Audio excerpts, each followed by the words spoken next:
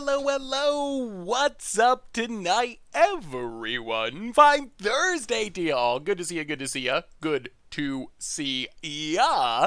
What is up, Fortnite and Shadowmere and Little Fudge and Xeris and Coral and Eteria Doofus and Shadowmere and the 99 Artifacts and Bearsteak, Matthew, Goodnight, Dolphin Cat? Dolphin Cat. That's like a Simic creature. I'm surprised that's not a creature type. I'm surprised that's not a creature type in Magic yet. It sounds like that's where we're heading. Fabs, how are you tonight? The Mike Arnold, the Hard, Wolfger, Trans Girl Jade, welcome. The Super Ninja, Recall, Jonathan Snow. How's everyone doing tonight? It is Historic Night. We haven't played any Historic this week. I don't think we played any since the new set released, actually. And we got a couple of potentially sweet and fun decks to play. I'm actually pretty hyped. I think it's going to be sweet. Hey, what's up, Nahiri? How are you? Oh, man. So today, what was today? Today, I started working on next week's Against Odds. Confounded Conundrum is trickier than I thought. Confounded Conundrum, it's actually kind of challenging to make it do exciting things, but I feel like I'm making progress on it. Then we played the longest, I think the new longest Commander Clash of all time. The total runtime of the video was close to 4 hours, although it was 2 games. It'll be a little shorter after editing. So that's been the main things I've done today. Any chances of Pioneer soon? Ooh, there may be Pioneer Much Brew going up tomorrow. So we are less than 24 hours away from pioneering on the YouTube channel. Verizol is actually, I first picked when we did our deck selection for Zendikar Rising Commander Clash. I first picked Verizol, so Verizol is coming. How big of a donation would it take to get you to eat cereal with milk and oh no. Majora, it would have to be a big donation. Oh, my body is recoiling in horror just thinking about it. Like, I could deal with milk. I don't enjoy milk on cereal, but I could deal with milk. As far as anchovies, though, that would be the worst. Oh, that would be worse than pizza with anchovies, and that was the worst thing I've ever eaten, I think. Alex Mateo! Something tells me his deck could use a little Caldra. I will suggest it to Tomer. This might be Tomer's perfect historic deck. Real Games TV! Welcome to the Fishbowl 1 year resub. Big super cheer for you. So how's everyone doing tonight? So on the docket for tonight, first off, so someone sent me a historic Hammer Time list built around warriors, and I've been messing around with it a little bit. It's not exactly the same as their list, but I think it's sweet, and I want to try it. We get some really fast kills when things go right. So number 1, historic Nahiri Warrior Hammer Time. Number 2 on our list, a deck people have been wanting to see since I tweeted about it, historic Combo Mill. Essentially, historic mill. And we have some typical mill stuff. I'm not 100% sure on all the cards in this deck, but the big deal is Burvac, Manatee Cacophony, however you want to say that. But this card, Burvac and this card, instant win, splitter, twin, historic combo. So we got some fun tonight. What is the best way to send you a deck list to critique and get advice on? SanFernando@mtggoldfish.com is the best way. Bear Snake, aim you let me Hebsbug. Survival rule 782. There's always more skill bugs. Milk does not belong on cereal. Hang in there, headset. Thank you for all the amazing content, Bear Snake. Oh, thank you. Welcome back to the Fishbowl. Thank you for your subscription. Big super cheer for you. Oh, wait, so chat, before I get to Magic tonight, I got another food question for you. So we talked about milk on cereal. What do you think about sauces on sandwiches, like subs? I'm not talking like spaghetti sauce, not like tomato sauce, but let's say like mayonnaise, ranch dressing, whatever, Italian dressing, whatever those like liquidy things that people put on sandwiches. What do you think about that? Honestly, okay, so I don't know if this is better or worse than cereal or how mad people are going to get, but None. I think it makes it worse. It makes the bread a little soggy. You don't need to have the liquid on there. No fluids necessary. Yeah, you have the dry sandwich. Meat, cheese, a little bit of lettuce, good to go. Wrap it up, Subway, we're good to go. I love subs. Like I love like a ham and cheese sub, chicken, whatever. Like very, very good. But you just don't got to put those sauces on there. It makes it so much worse. I guess I have weird eating habits. Way too dry. The lettuce provides the wetness. Like the lettuce is like 90% water or something. So that's how you get the the liquid on there. I will say I do like some subs that have like red sauce on them. Like you can have a, I don't know, like a chicken parmesan sub or something like that. Some of those style subs I do like, but just as far as like a cold cut like meat and cheese kind of sub, you don't need mayonnaise on there. That makes it less good. It takes away from the delicious meat and cheeses. Vinegar. I have a big thing with vinegar. My mom has, I don't know, my mom was into my mom was into like herbal remedies and stuff. So she had this some thing about drinking vinegar to like make things better. I don't remember exactly what it was, but boy, vinegar. Oh, I hate vinegar of all kinds. Salt vinegar chips, vinegar, anything related to vinegar. Is your mouth usually watery? I mean, my mouth is usually watery enough. I guess I've never really thought about it. So when's the Goldfish Crew streaming Among Us? Good news on that front. We are all getting Among Us tomorrow and gonna play just a fun game and see how it goes, which is the first step towards a potential Goldfish Among Us stream. So we're heading that direction. Anyway, we're not here to talk about my apparently weird eating habits or anything else. Well, we can't talk about whatever you want, but we're here to play Magic. So let's do our reminders, talk about what we're playing tonight, start playing Magic, then we can talk about Among Us, we talk about other weird eating habits, which apparently I have a lot of, we talk about Magic, bannings, Modern, Pioneer, Matcha Brew coming tomorrow. Oh man. Also, I don't know if I mentioned this. Matcha Brew coming on Fridays now. So Matcha Brew moving from Friday to Sunday. Otherwise, things are normal. Anyway, reminders. Replay YouTube. That's where you can find all the old streams, including this one in the future. Hey Seth, question all the legendary creatures Zendikar Rising. Which one is your favorite of them? I assume we're about to find out with the new Commander Clash. Verzal, I'm really excited about. The Kicker, the Simic Kicker Commander is probably the one I'm most excited to build around. DH Soccer for the 3rd month. Welcome to the Fishbowl. Thank you so much for your subscription. Big super cheer for you. Thank you. Wait, Sunny Delight on cereal? Is that a real thing you do? That is worse than milk, I think. Brocon, welcome to the Fishbowl for the 41st month. Big super cheer for you. Normal YouTube. So what's up on the YouTube? Yesterday, we had our first Zendikar Rising against odds with the aforementioned combo for standard. So there was some crim action today, bouncing stuff. Their top 10 commander cards went up on Goldfish Commander. Tomorrow, Commander Clash, Matcha Brew. It's a good one. You're not going to want to miss it. Just trust me. You're going to want to see the Matcha Brew tomorrow. It is a really good one.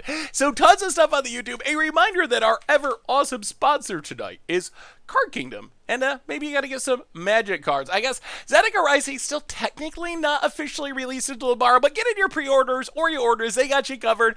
You can even get a free Scoop Soldier sticker. Let them know if you want one of your order notes. I'm waiting to see if they actually give me my pre-orders. I don't know. I ordered the collector's booster boxes that I'm very scared of off of eBay, and I don't know. We'll see if they show up tomorrow. Fingers crossed they actually show up. I hope they do.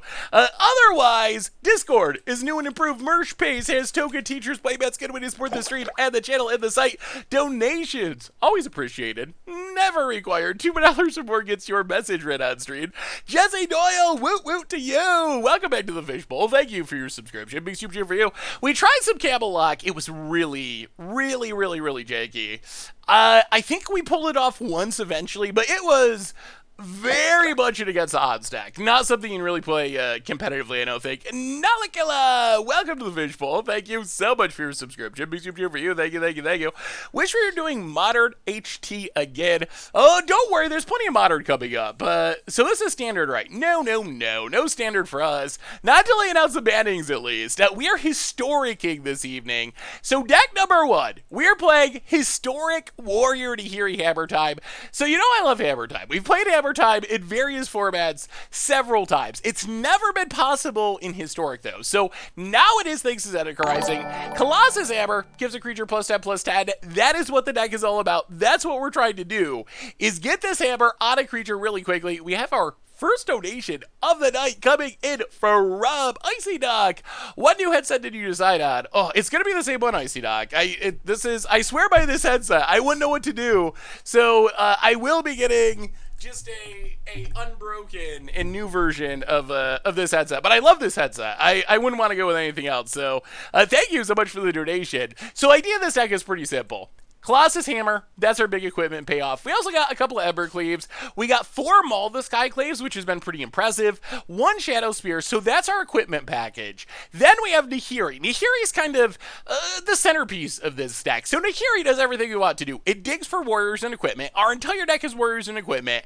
It makes warriors and equips to them. So Nahiri, if we don't have a creature for our Colossus Hammer, let's say, can make and equip it. So all of a sudden that 1/1 is actually an 11/11, which is insane. Can even do some damage and stuff if we get enough equipment, but really mostly plussing and negative too. The rest of our deck, the key thing is having warriors, because our main way to cheat hammer onto things is Resolution Strike.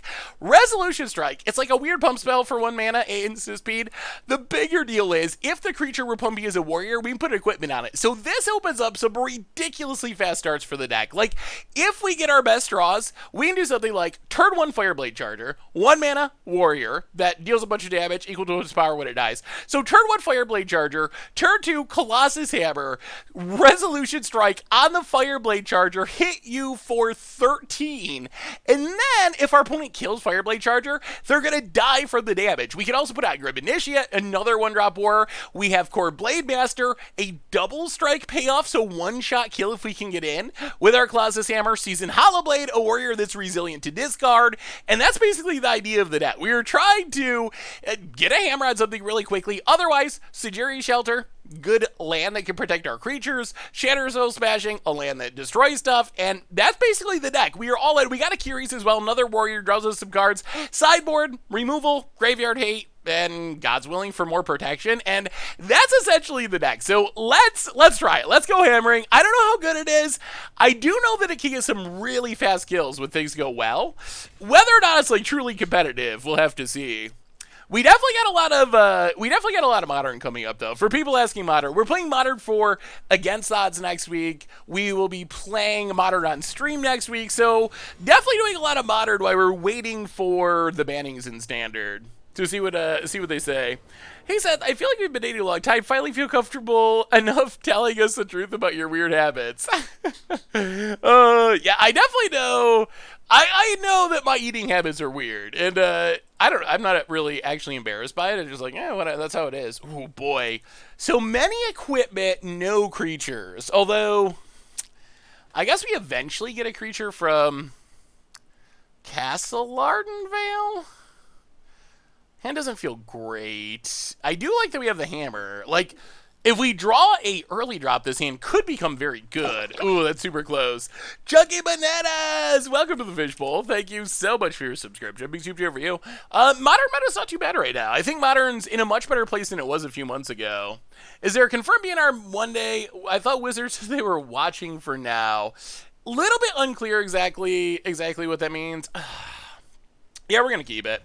We're going to keep it. Trust we draw a creature. Hey, thank you, Jedi Knight. So, it's not confirmed that there's a BNR. It is. So the part that makes me think that they're going to possibly ban something is in the announcement they said something like, we don't want to mess up the tournaments this weekend or something along those lines. Like, we don't want to impact the tournaments this weekend, which, if you're not banning anything, that's not really a concern. So why? Yeah, let's get down the hammer.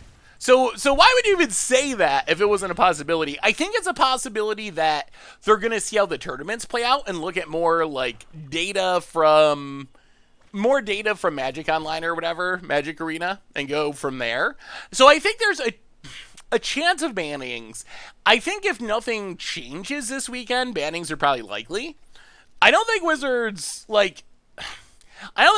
is just going to let the Omnath deck be 50% of the meta. And my assumption, I've actually been writing an article about the bannings that's going up Sunday, but my assumption is the numbers we have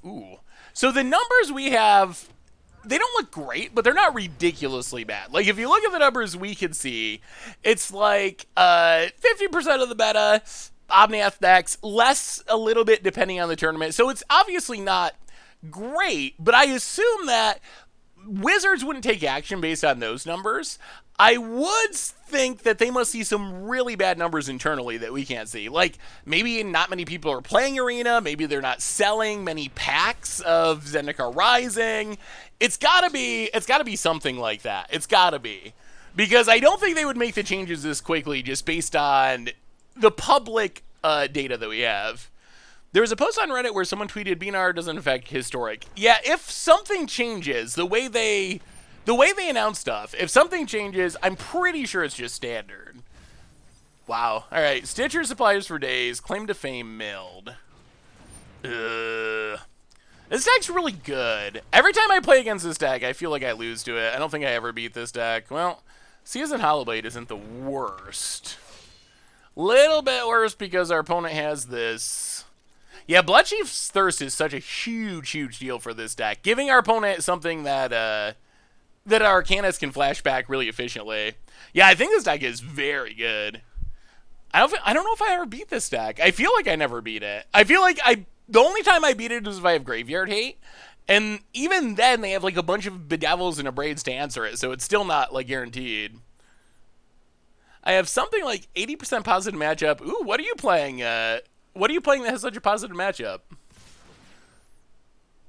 It does feel a lot like a modern deck. Opponent gonna get in.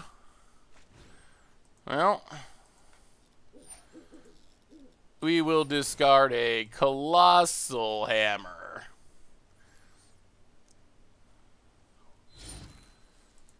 Save the Hollowblade.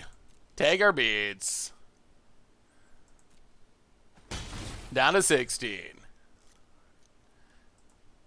Oh, come on, way to equip. We need a way to equip. Untap. Land. Well, Maul. On Hollowblade. Get in for 5. Hit our opponent to 13. Okay. Okay, there's hope.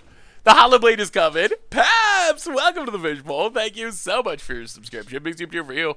Do you have recipes in the sideboard? I have Grafdigger's Cage in the sideboard because of goblins, although it's possible that Rest in Peace would be better. Opponent gets it. Gets it. Thought seizes. Well, no claim yet, at least. Does our opponent cast it? They do. Down to 11. If we draw a way to equip the hammer, we just win. Gosh, I love this deck so much. Took your original Hammer Time deck to a GP. It was a blast, even though I lost so badly. It became pretty good in Modern at one point. Yeah, that is always a challenge with Historic is... Alright, opponent has Luris. Well, we untap.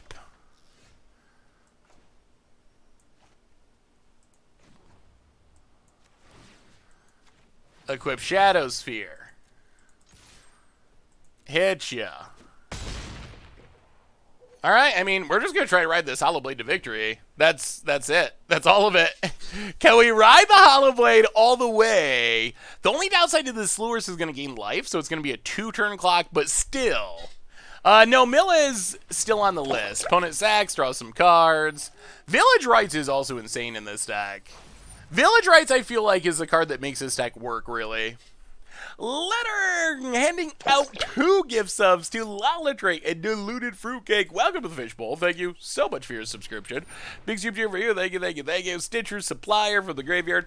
Thanks for all the great material you've provided. I was glad to have been there over the years. P.S. Milk goes with cereal. Oh, Pabs. I appreciate the kind words, but you're wrong. You're wrong about cereal. No offense. Opponent, chaining them together. Village Rites, draws 2. Mills Croxa.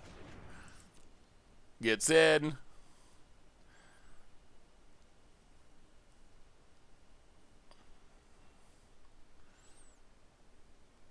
Opponent. Oh! Wow, Wow, I don't think our opponent realized that they gained life there. They weren't dead because they gained life with Luris. Luris is busted. It's got lifelink. Psychologist, welcome to the fishbowl. Thank you so much for your subscription. Big cheer for you. I prefer dry cereal with a side of milk. Of course, thank you, Arclight. That is clearly the optimal way to eat cereal. I mean, I don't get the appeal. I really don't. I really don't get why you would ever put milk on cereal. Oh, I mean, okay, so if you like it soggy, then I can see a reason to put milk on cereal. Then I definitely get it. Jedi Knight King and Magus of the Tabernacle, welcome to the fishbowl. Thank you so much for your subscription. Big cheer for you. I feel like Seth's the kind of person who takes an hour to eat a bowl of cereal, sets it down, forgets it. Yeah, I kind of do that sometimes. Pabs, I'm sorry. You're right about resubbing. But let me make it clear. I very much appreciate the resub. I don't think you got it right about cereal.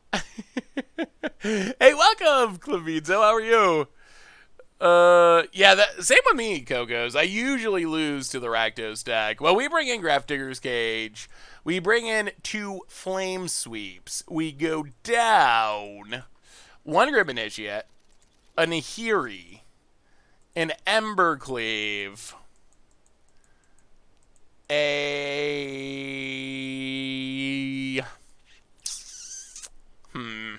one more Nahiri, 1 Akiri, run it like that. I think that's fine. Next thing you know, you'd be telling us you eat plain spaghetti, noodles, and sauce on the side. I did do that when I was a little kid, but no, I like sauce on my spaghetti. How often do channel points reset? I had 10k, and now I'm down to just over 500. Ooh, I didn't realize they reset, honestly. Doc Geo, welcome to the fishbowl. Thank you so much for your subscription. Big cheer for you. I'll have to look into it. That's still on the to-do list. I don't know if you noticed. I feel like we've been talking about the channel points for a while, and I feel bad that nothing has been done with them yet. But there is good news, and part of the good news is, I don't know if you noticed it, but we got a big update. We got a big update on the website yesterday. Dark mode achieved, a new layout for stuff, so stuff is moving forward and progressing, even though we still don't have channel points figured out. Chat is on screen, right? Yeah, I was super happy with how it turned out. Richard's really good at stuff like that. But yeah, Richard kind of nailed it with the redesign stuff. Yeah, I like the dark mode too. I'm a big fan of dark mode in general.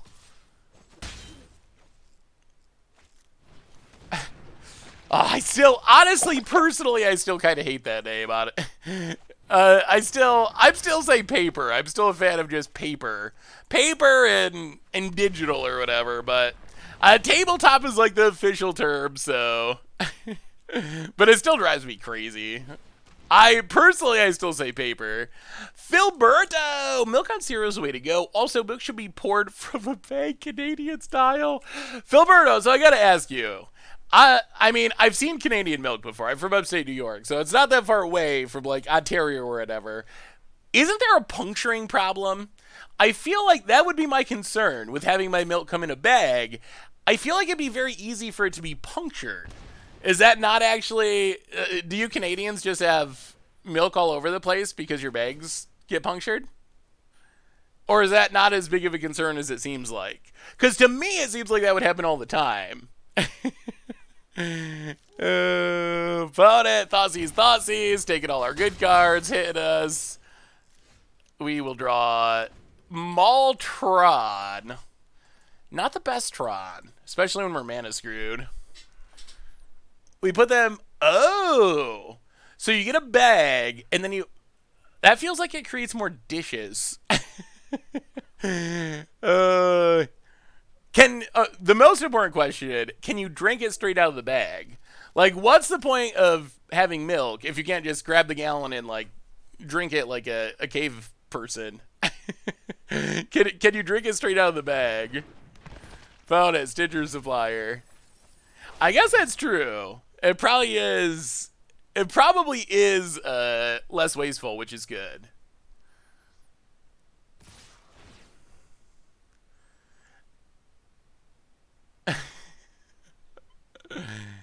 This seems like Vince does like to talk about milk for some reason.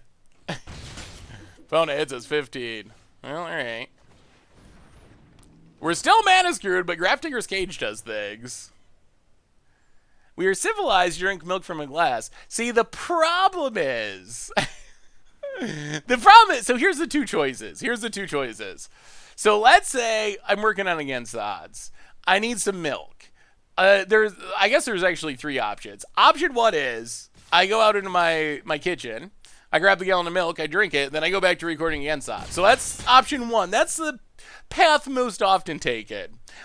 Option number two is I pour it in a cup and drink it. The downside is, first, I might pour in too much and not drink it all, and then it gets warm and goes to waste, so then I waste the milk.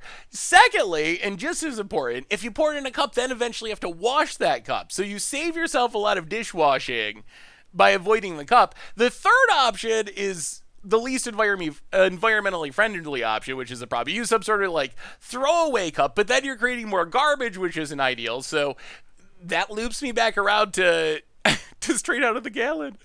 I mean, I don't always drink milk straight out of the gallon, but I do on occasion. I don't always not drink it straight out of the gallon either. Hey, what's up, Betty Bot? How are you? I mean, and I live in upstate New York. It's cow country. I could probably drink it like straight out of the cow if I wanted to. my great grandfather, and I guess my grandfather too, growing up. My great grandfather was a farmer, so there were cows, and you could literally like drink milk right out of the cow. So that's like the freshest milk. There's Croxa. I have not managed to keep a cow in my apartment, but I probably would save a lot of money on milk in the long run if I could. just have a cow on my porch. How many of you were here when I locked myself on my porch? How many? That was a while ago now. I don't know if any of you remember that when we were about to go live for a stream and I was out of my porch, and I don't know how I managed to do it, but somehow I locked my door from the inside, and I had to were you here? Yeah. I just barely made it in time for the stream. Unfortunately, to get in, I had to like push through the screen and like reach in and get my hand like around the window. Unfortunately, a few nights later, the window fell out and shattered all over my bedroom while I was sleeping. So I think it was 2 winters ago. It was a while ago. No, I managed to like push through everything and reach in and unlock it so I could get back in. About it, getting it, hitting us. Sure. Down to 6. I would like our opponent to run out something else before we flame sweep, but if they don't, we're just going to have to flame sweep. Flame sweep and then Nahiri, I guess? Well, alright. Sweep them up. Mill a bunch of cards. Well, Nahiri. Make a 11/11 warrior token. Equip it up. I mean, one-shot kill maybe? An 11/11, if it gets double strike, is super deadly. Like, the token could do it. We need one more land if it lives. Alright, opponent has removal. We also need this Grafdigger's Cage to stick, or else things go really wrong. Good thing no one saw you break in and call the police. Yeah, I mean, it's like, I'm on the second story, and it's like on the backside of the house, so it's like I guess it's technically a sunroom, but I don't even know what sunroom means, but that's what they call it, apparently. Alright, there's Aluris. Well.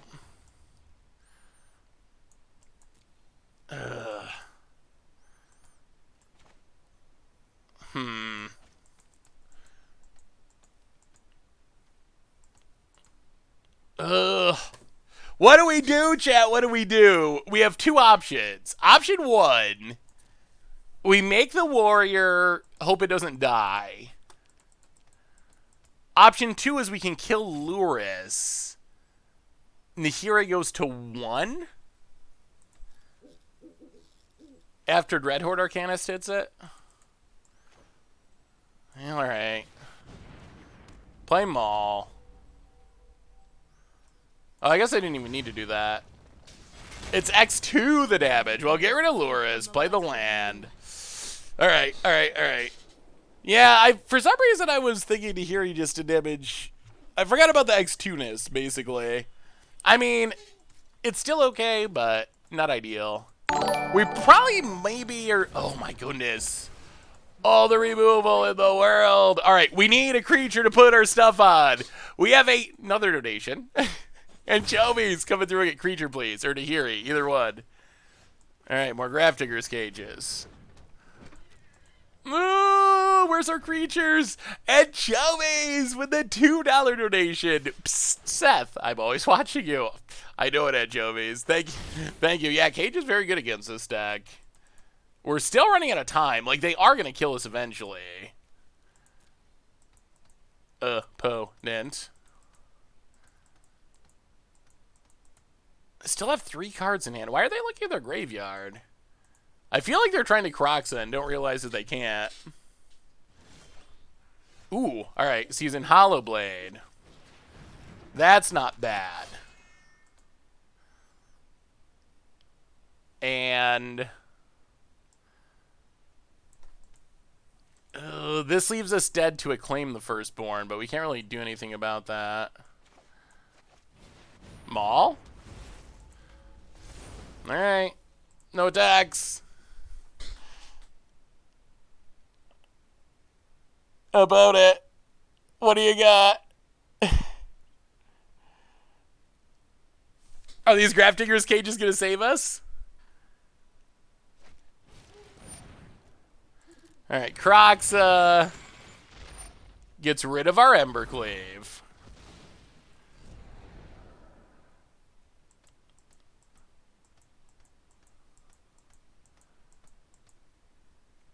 Yeah, but Claim untaps it, right? I believe. Yeah, Claim untaps it. So Tapia doesn't actually beat it. Well, it can't claim Kroxa because Grafdigger's Cage keeps it from coming into play. Opponent. Passing.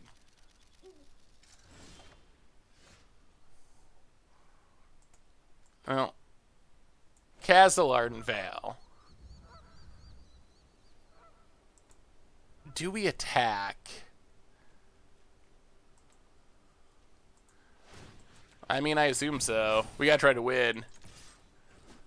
Hit you for 7 down to 8. Fade. We gotta fade a draw. Phone it.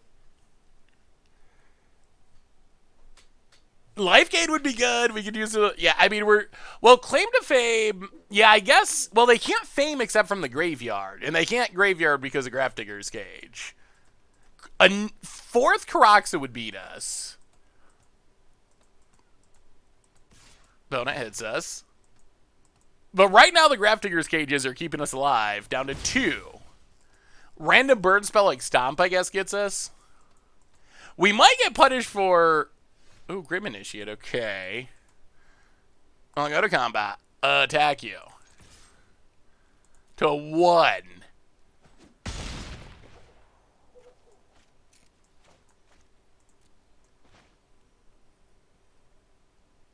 Oh, wow. This ended up being ridiculously close. Mouse, yeah, something that kills both cages would get us, but I don't think our opponent has green mana for Maelstrom Pulse. Okay, wow. I guess Double Abrade would get us.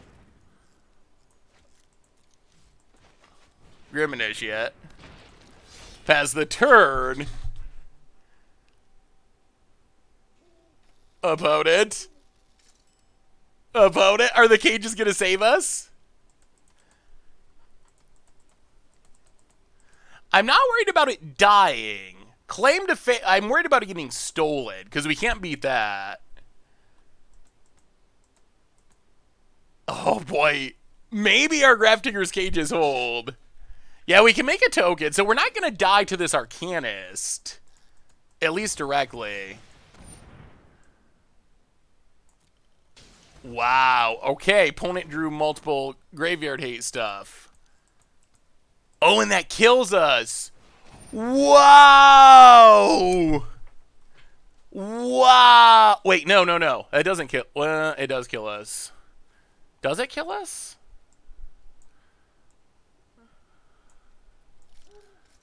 Oh, because they can flash back another fame. Yeah, so it does kill us. Ugh. But they can flash back another fame, right? And make it 5 power, and then it wins through our creatures. Or claim the first board. Yep. Alright. Wow, that was so close. Oh, man. Opponent hit 2. That's what happens in this matchup, though. They have so many ways to blow up the graveyard hate. It has trample. Yeah. So we can't jump block our way through it because of that. Oh. Yeah, maybe. I wonder if it's worth just playing Rest in Peace. How much are you seeing goblins in Historic these days? Like, do we even still need to be concerned about goblins? Or should we just be playing... we're gaming this mostly because of Grafdigger's Cage. But do we have to be concerned about goblins? Or should we just play Rest in Peace? And if we get Muxus, we get Muxus. Because Rest in Peace is better against this deck. Because it dodges Abrade and Bedevil. It's way better against this deck. Do you not have 3 power with a castle? Would have had 2 1/1 blockers. Our opponent was flashing back claim the first board. So we'd only have a single blocker against their 3 power tramplers. So it was Xaxes. Swamp for opponent. And Thoughtseize, of course.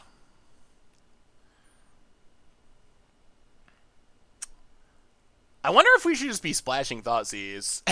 Thoughtseize might be too broken to not play.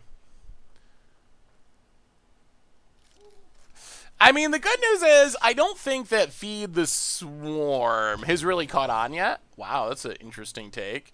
Well, play Grim Initiate.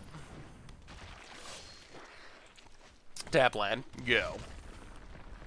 Opponent must have another Thoughtseize, I would assume, to not take Nahiri. Good thing Red Black can do with Rip. Hey, what's up, Yugovan? How are you? So what's everyone got going on this weekend? Is anyone getting Zendikar Rising paper stuff? Opponent, gonna mill. And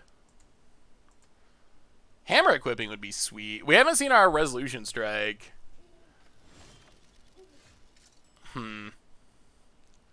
I'll go to combat. Attack.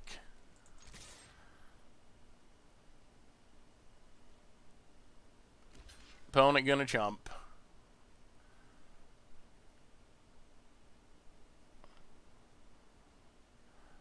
And sack and draw. Alright, draw some cards.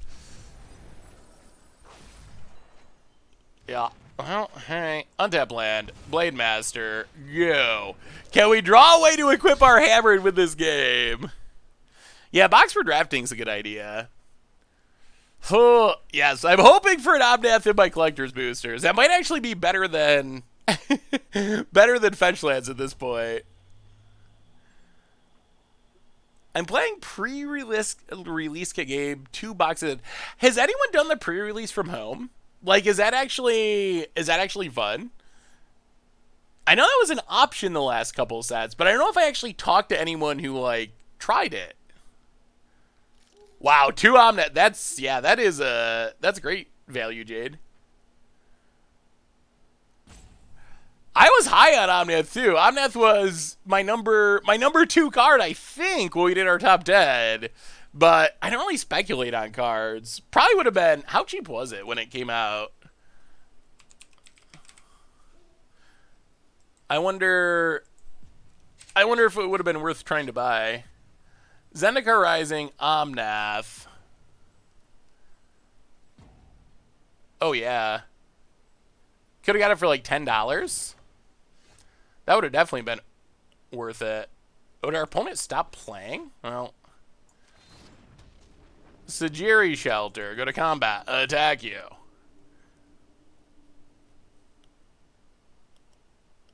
Opponent time it out.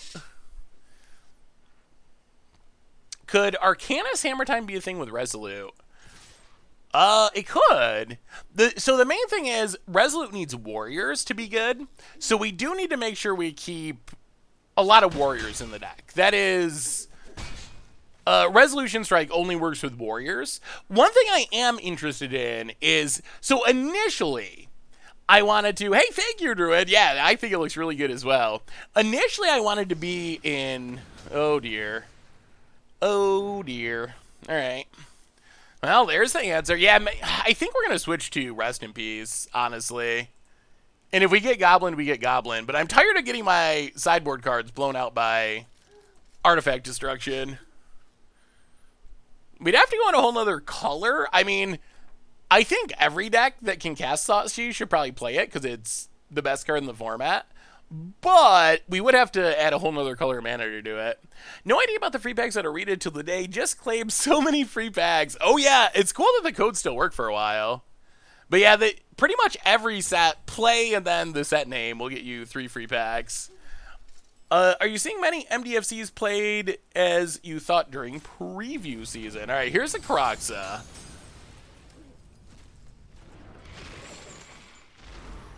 Well, I guess we gotta discard the hammer and keep the Nahiri. Play Nahiri.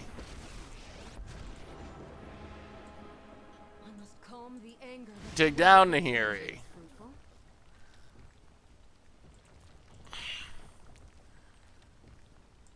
Get Maul. Yeah. Oh, we need our Graveyard Hate to stick. That's absolutely beating us. How could Wizards know that a mythic rare that ramps draws cards and has life gain is broken? Possible to know. Yeah, really. Are we seeing as many MDFCs played as you thought during preview season? I think it's actually hard to say. So yes, they're seeing a lot of play. However, the asterisks is they don't really fit in the Omnath deck that well because you need real lands for all your cultivates and stuff. So I feel like they haven't seen as much play in Standard because the deck that's 50% of the meta or whatever can't really take advantage of them because of the specifics of how it works. Can't take advantage of them as heavily as other decks would be able to. We could make an 11-11 with Nahiri, but I don't think it would work because our opponent has infinite removal. Yeah, like Bloodchief Thirst. Okay. Plays a land.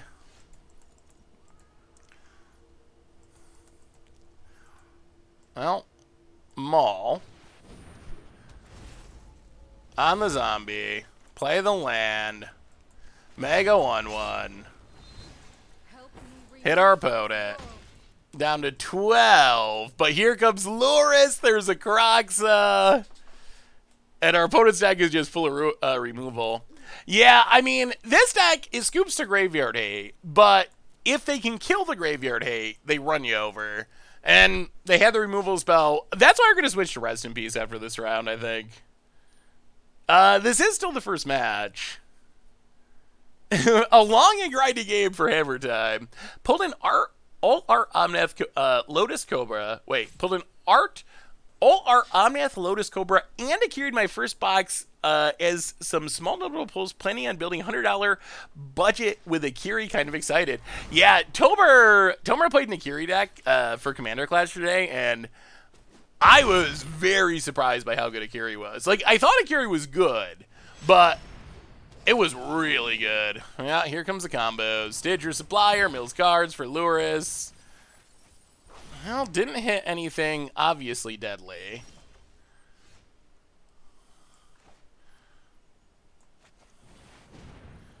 Well, maul this guy, Clave, again.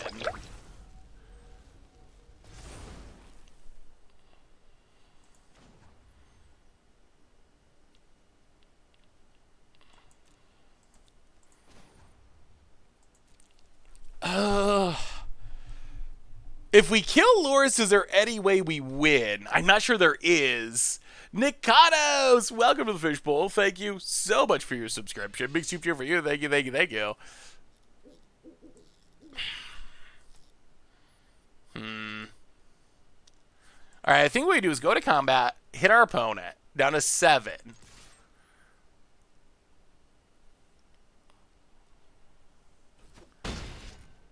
Nahiri. Make the token, put a maul on it. Protect my home. Why won't this... Arena. There we go. Thank you, Arena. Pass the turn. Put it. So this gives us a token that could theoretically block Luris. I'm sure our opponent probably has more removal. There is Shatter Spear in the deck. We don't have access to it at the moment, though. Forsaken Monument would be sweet. The question is what format... Oh, jeez. 6, 9, 10, 11, 12, 13, 14, 15. All right. All right, we're switching right now. If Muxus is a thing and it gets us, we'll accept it. But we're going to switch to Rest in Peace. Because we win that match walking away if we have Rest in Peace instead of Grafdigger's Cage. I think that was the issue. Is our opponent, their artifact hate, was able to take away our hate cards for their deck, which really ruined everything. You think the deck might be too fair? I mean, we didn't kill anyone on turn 2 that game, but I think that probably looked fairer than the deck can be. Alright. Well, if we get muxed, we get muxed. I wish they had actually put Path to Exile in this format. I'm really not sure why they didn't. I don't really understand... I don't really understand why they wouldn't. I mean, we have a Deafening Clarion. You think...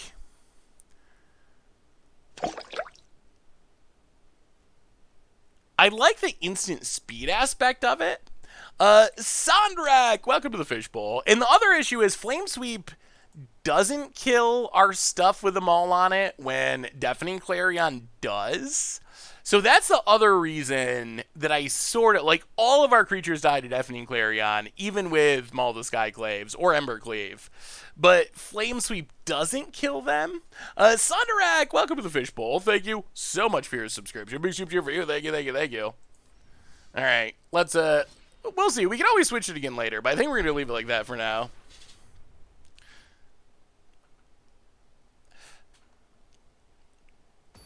Is Fervent Champion or Vadric too janky? So the problem is they aren't warriors. And they really have to be warriors to work with Colossus Hammer.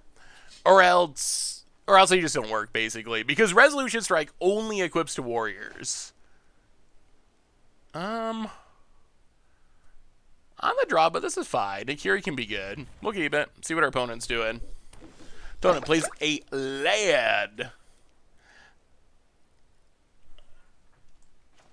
Let's just land and Fireblade Charger.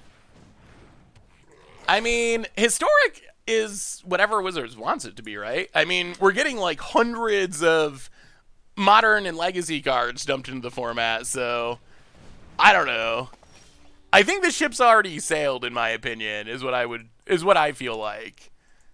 To some extent, the ship has already sailed on Historic developing like a normal format. Yeah, we're very not good at drawing strikes for some reason.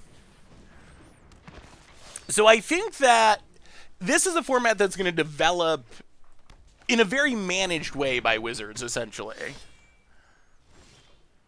Well, we might be the dirty Embercleave player here in a second. Akiri's sweet, though. Opponent. Historic is basically Legacy with an inverted ban list. It is a little bit like that, for sure. Ooh, ho, ho, ho, ho. Alright, well. Maybe we wait. Maybe we... Let's untap land.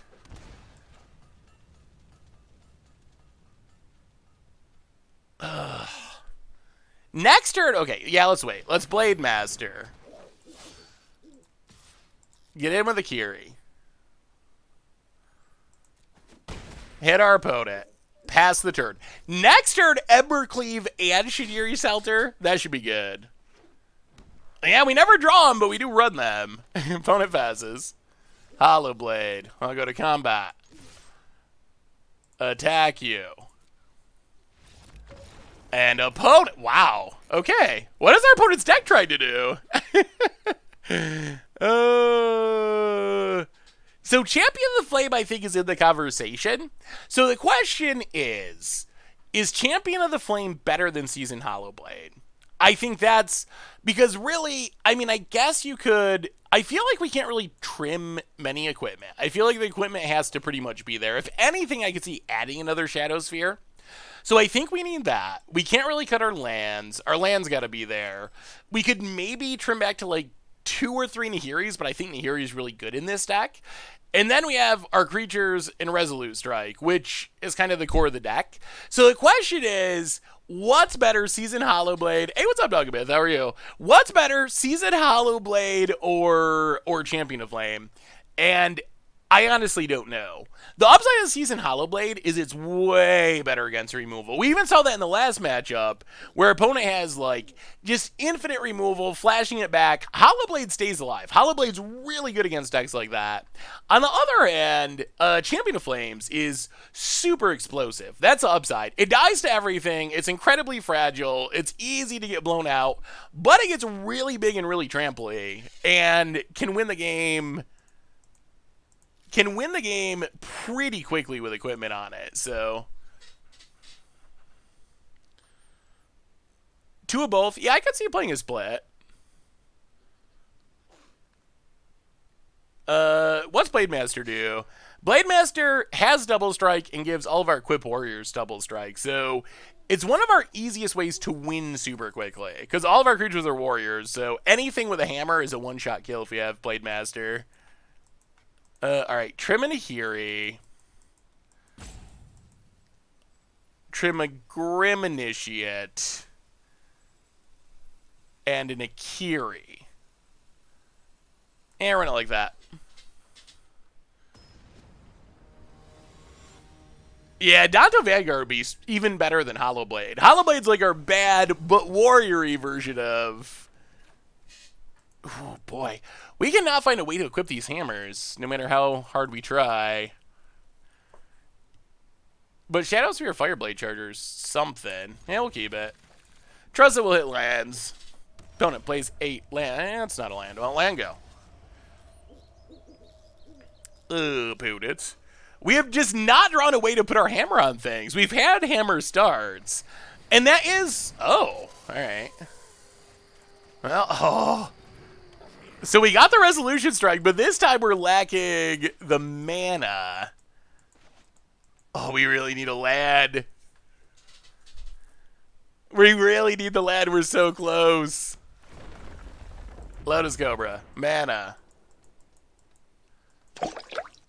And Cetacean Champion. Well, that's okay. All right. Vaporlock, welcome to the Fishbowl. Thank you so much for your subscription. Big soup cheer for you. Thank you, thank you, thank you. All right, play it on red. Play Colossal Hammer.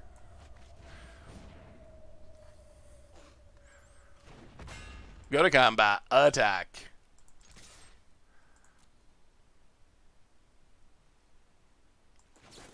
Yeah.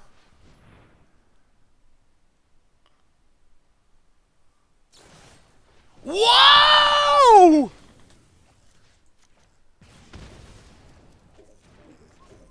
Oh! I don't know what our opponent's deck is. Lotus Cobra Tribal? Oh, the blowouts. We haven't seen... We see all this, like, enchantment stuff, but we haven't seen... That's the first enchantment we've seen. All we've seen is Lotus Cobras and Red Cap melees. Oh...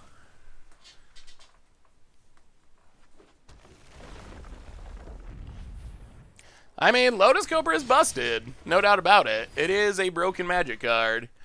The Twitch extension that shows the cards on the battlefield is it working? I will have to check. Well, we will untap land. Get rid of the Cetizen Champion. Pass the turn. Opponent doing some things. Well, at least our opponent's card draw is offline, which is good. Opponent. Whoa! Okay, another Cetizen Champion off the top. Well, Nahiri. Take it up. Pass the turn. Yeah, gonna try some Among Us at some point. Opponent, land, mana, Cobra. Passes. Well, play the land. Go to combat. Attack.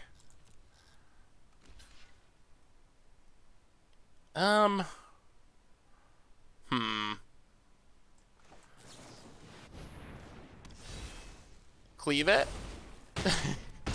Hit you for a bit. Down to 4. Nahiri. Kill your Cetizen Champion.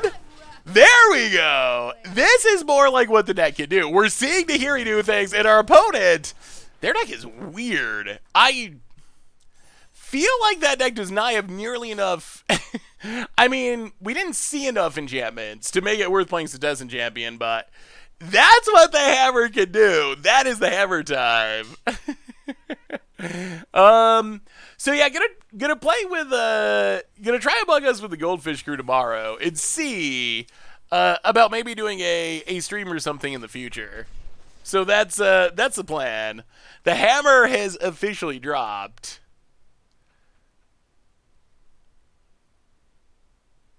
What was your deck? Embrace?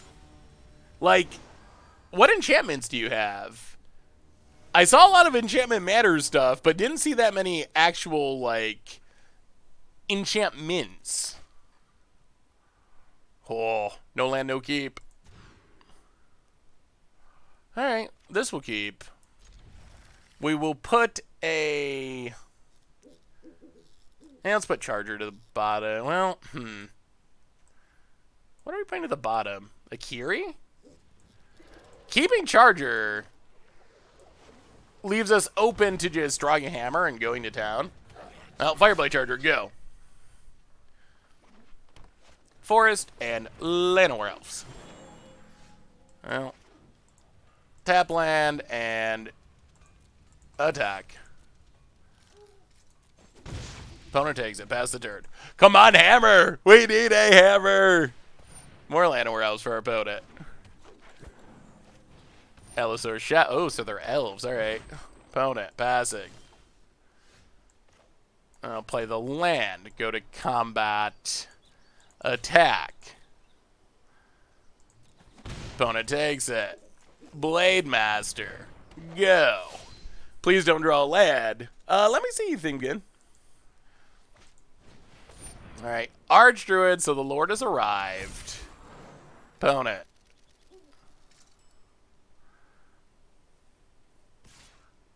Gets it.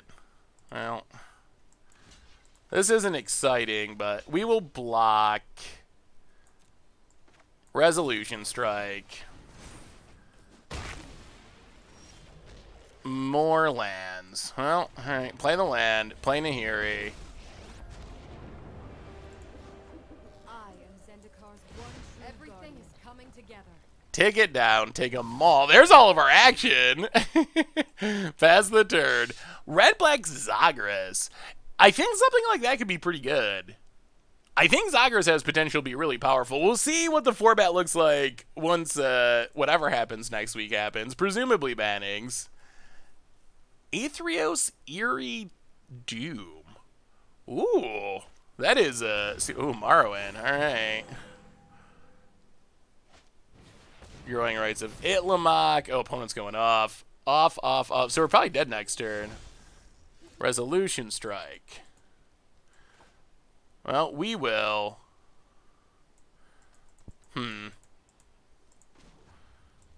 Take down Nahiri. Search is nearing its end. We need a hammer. There's a hammer. Oh, oh, oh, oh. Oh, oh, oh. Oh, boy. That's what we needed. Okay, so we play the hammer. We play Maul.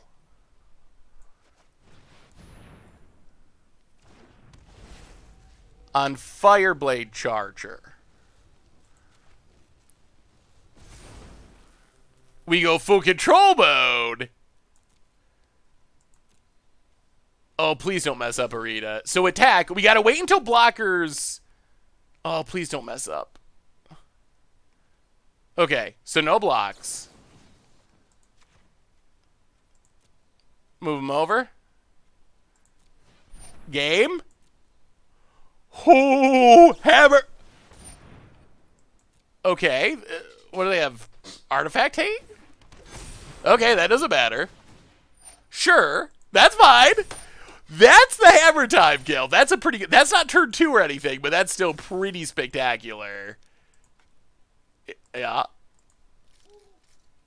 Oh, full control so gluggy. 30 you? 30 you in the air? Yes.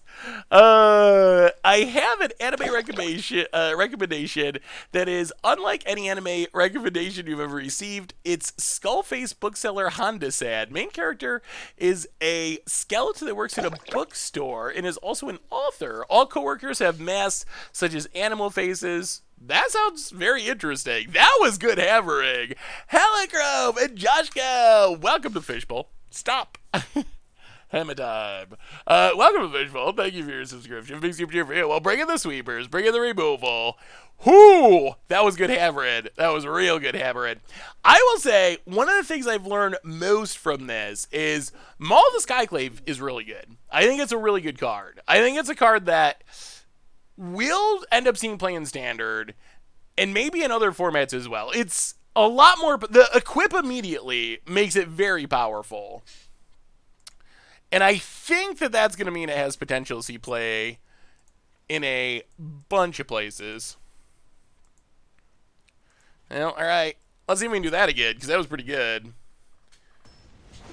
Tigtone is a... So is Tigtone actually good?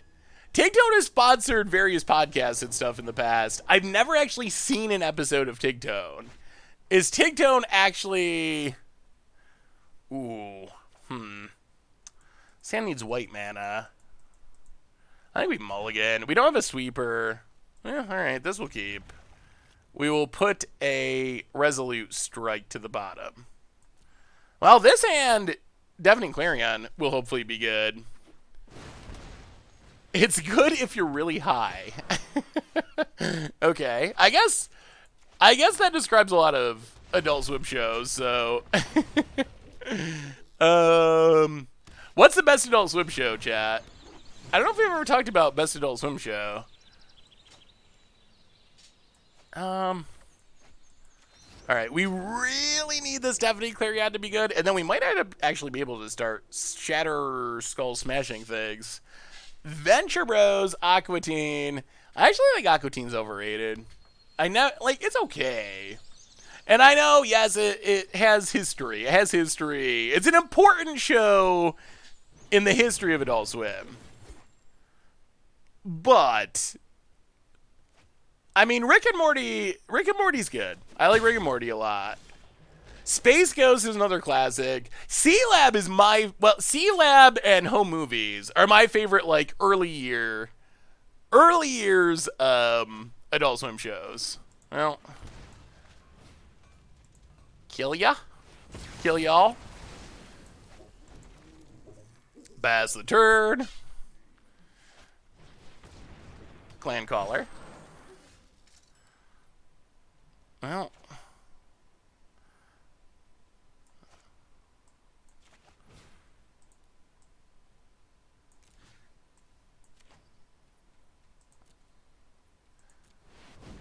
Kill Clan Caller. MDFCs getting value. Well, play the Grim Initiate. Bearshoe, welcome to the Fishbowl. Thank you so much for your subscription. Big super cheer for you. Home Movies is so good. I still feel like Home Movies is just like criminally underrated. It's so good. I still rewatch it once in a while. And C-Lab is good before Captain Murphy died. After the voice of Captain Murphy. After the voice of Captain Murphy died, I feel like it went downhill, but some of those episodes are so funny. I've never watched Mission Hill. Metalocalypse is good. I like Metalocalypse. Metalocalypse was really funny. Oh, all right. Stop. Hammer time. Attack you. Well. Not quite lethal, but not bad. Opponent goes to 3. And Super Tail was meh. Archer, I really like Archer. Ooh, opponent has the Rex Sage. Alright. I really like Archer. Not technically Adult Swim. The Bizarro episode was super good. Yeah, C-Labs is one of my... Oh, that's a good draw. And kill ya. Maul, proving its worth. In the air, in the face, dead, dead, dead, and we're up to 2-1. Whew. I don't think we've ever actually paid to equip Hammer. I don't even know. I'm sure it'll happen eventually, but it is pretty unlikely. And the Hammering's working. It's working. We're technically 2-1. I never liked Frisky Dingo. Robot Chicken, I liked when it first came out. Oh, Squidbillies. Yeah, I didn't really like Squidbillies either. Robot Chicken I liked when it first came out, but I felt like it gets repetitive after a while, which is a weird thing to say for a show that's all different clips. Personally, I thought Moral Laurel was funny, mostly because I knew those, like, the original, I can't even think of the name of it, Davy and Goliath or something, like the little, like, Christian kid cartoon, like, so much like my childhood. So I liked it because of that. Like, it it hit home for me. I don't think it's nearly as like good as some of the best Adult Swim shows, but it it worked for me because I definitely do like the original show it was referencing.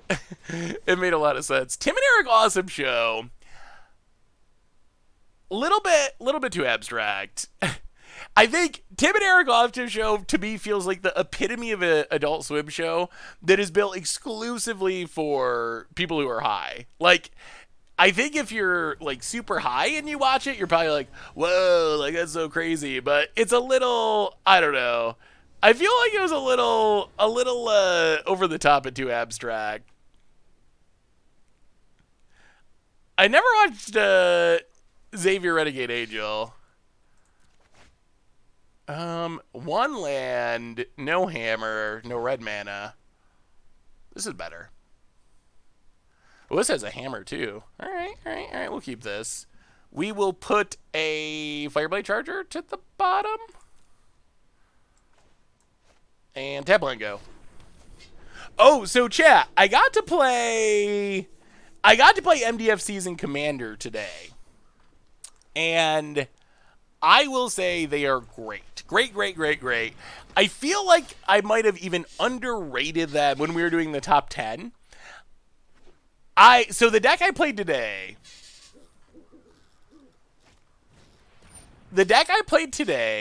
had 31 actual lands and 40 lands altogether. The modal double face cards from Zendikar Rising, cards like this, essentially, the flip cards. And it felt really good. I think it's worth it. I think that's the way forward. Like, I think that's what people should do in their commander decks. Cut back on real lands. This is, like, if you're 3 or more colors, it gets a little bit sketchier. But don't underestimate them in Commander. They're so good. I like Bob's Burgers a lot. Bob's Burgers really good. I actually really like King of the Hill a lot too. I've never seen Mission Hill. That's not one I've ever actually watched. Well, we're all in on this Hollow Blade. Oh wow, opponent. I think that might be a mistake. Pump spell for the win. Oh, we didn't play the right mana. Okay. Well, not quite for the win, but still very good. Oh, if we had played this on white, these dang flip lands. If we had chose white instead of red, I thought we needed red for Evercleave, but if we chose white, that would have been lethal. And opponent, done, done, done, done, done. So, I will say, with the MDFCs, even if they're tapped, I think it's fine. I think even if they're tapped, however, if they literally do nothing, then I don't think it's worth it. Like the green uncommon one that's like, put 1+1/+1 counter on a thing. I don't really like the white one that's all creatures get +2/+2/+2 until end of turn outside of specific decks. So if they really do just nothing, I think then it's not worth it. But even if they do something that doesn't look that good, like the best example that I had was just a random deck, Cabria Takedown.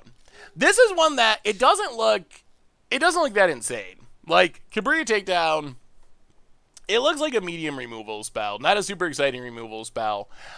I think unless you're playing like a control deck with very few creatures, if you're like white X deck with creatures, I think you just play it 100% of the time.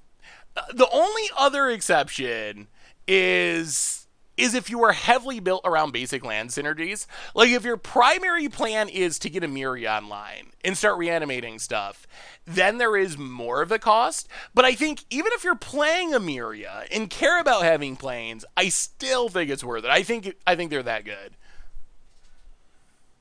The Flagwood's really good.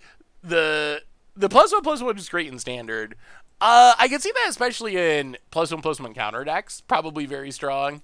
So what are you up against? Blue-black control? We don't actually have a ton. We don't actually have a ton for blue-black control. We actually might do. Yeah, I think we just run it back.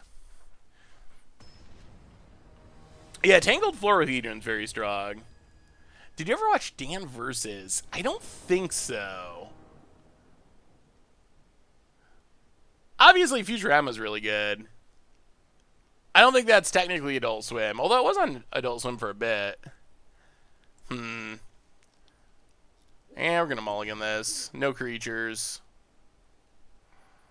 Well, alright. That's a little unfortunate that we don't have red mana, but we will put a Resolution Strike, I think, to the bottom.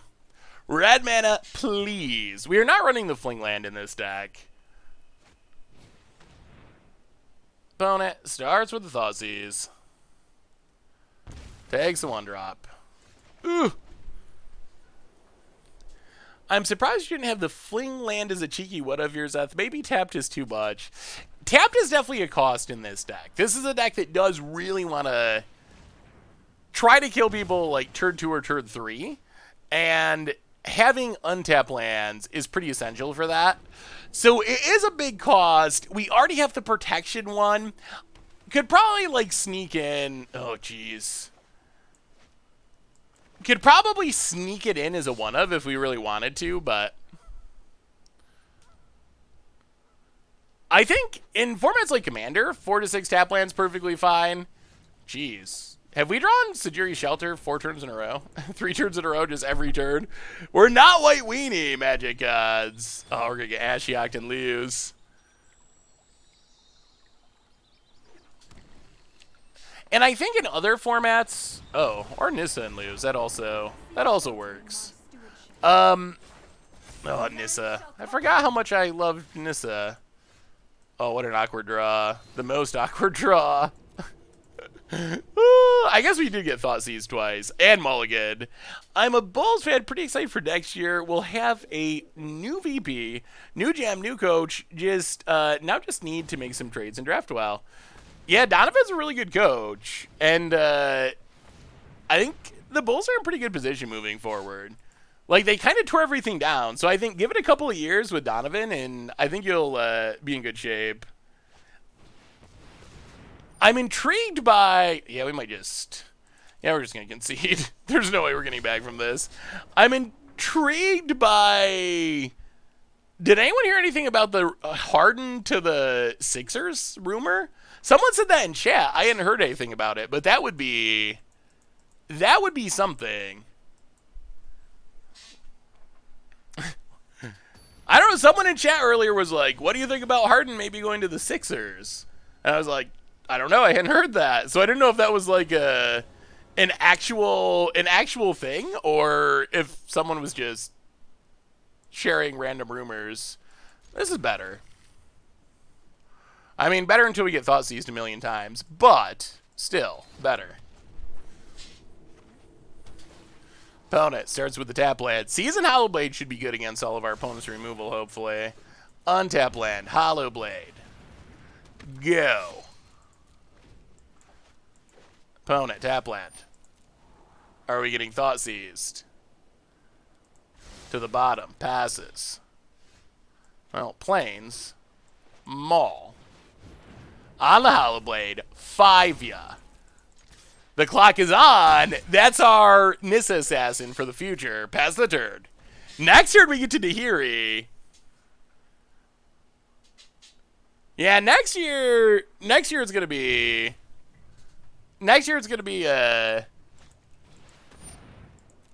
Golden State will be back and Brooklyn will be insane. I mean, Harden would have to get traded. I assume they would have to trade Ben, probably. I don't think they'd trade Embiid. I would be surprised. Ooh. But it's a lot of damage. 14? Well, alright.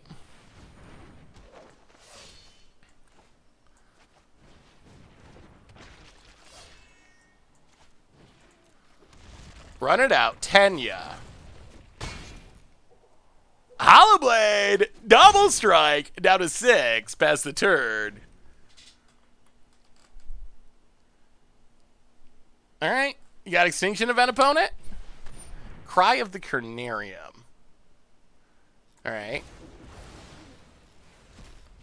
I don't think it saves him, though.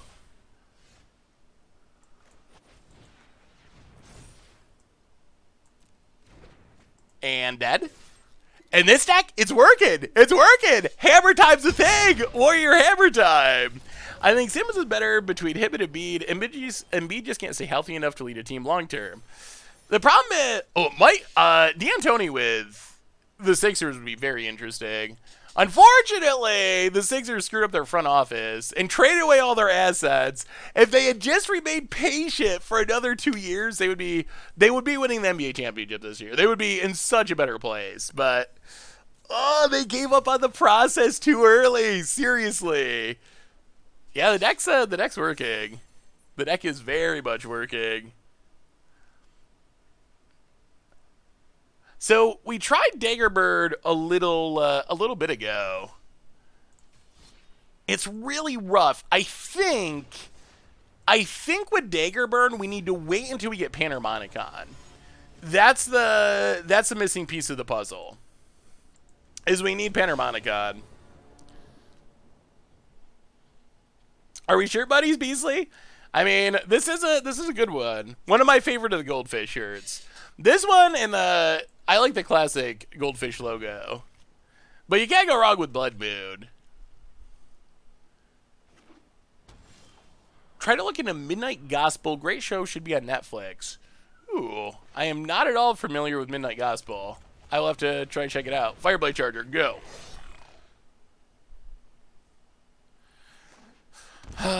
The trouble with Yarok Daggerbird, unfortunately, is the archetype needs red mana. And all right, Vonnegro's Spyro's playing ramp. The deck has to have red mana. That's where you get Rampaging Ferocidon and there's another key piece that I'm not thinking of at the moment. But you basically have to have red mana, unfortunately. Shadow Sphere. Fireblade Charger. Go to combat. Attack.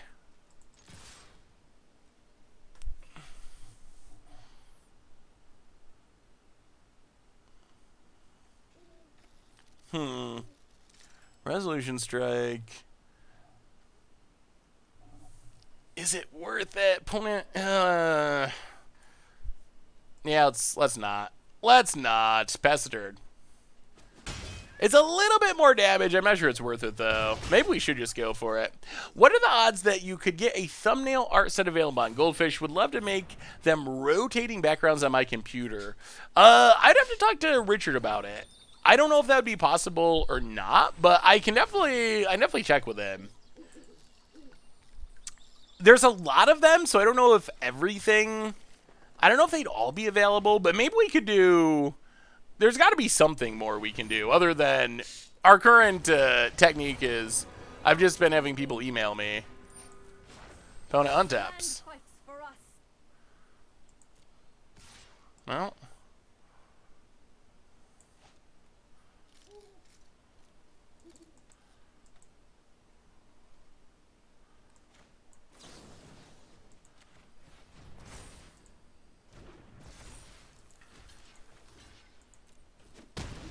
Kill it. Land. Attack you. Embercleave.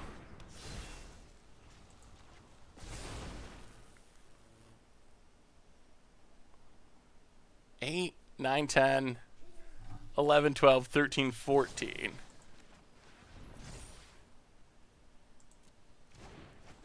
Is this Exacxies or do we miscount? 4, 5, 6. Whoo! Got him! Exacxies taking down the Nissa. Oh, this deck's sweet. What are you going to do the budget magic changes with, what are you going to do the budget magic changes with the new standard? Can you rephrase the question? I'm actually not 100% sure what that means. What are you going to do about budget magic when we get bannings? Is that what the question is? Cool. Yeah, the quick math checked out. We were actually correct. Just saw the live stream of the Goldfish main page, so sweet. Yeah, that's a good way to... The idea is it'll help people find the stream. So if you go to the site and you don't know the stream schedule, hopefully it'll help you find the stream. So, yeah, definitely a cool upgrade. I think the next should run the Fling Land. I could see running a copy or two. I think the main question is, we want our lands to come into play untapped. Right now we have 24 lands. 4 of them, the Shijiri Shelter, come into play untapped.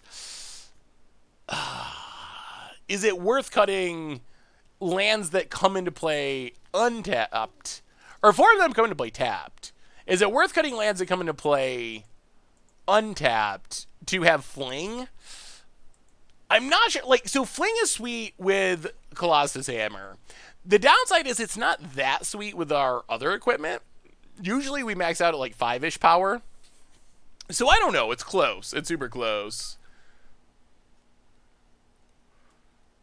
But it would be really sweet to get someone with it. I can see cutting at least one of the mythic spell ads for a flag. The upside of these is they come into play untapped. I was also wondering if we should be trying to play Amiria's Call. So far, we haven't gotten to 8 mana once.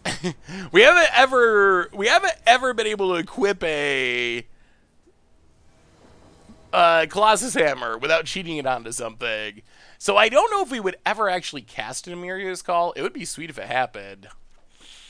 All right, we'll keep it. We got a Nahiri.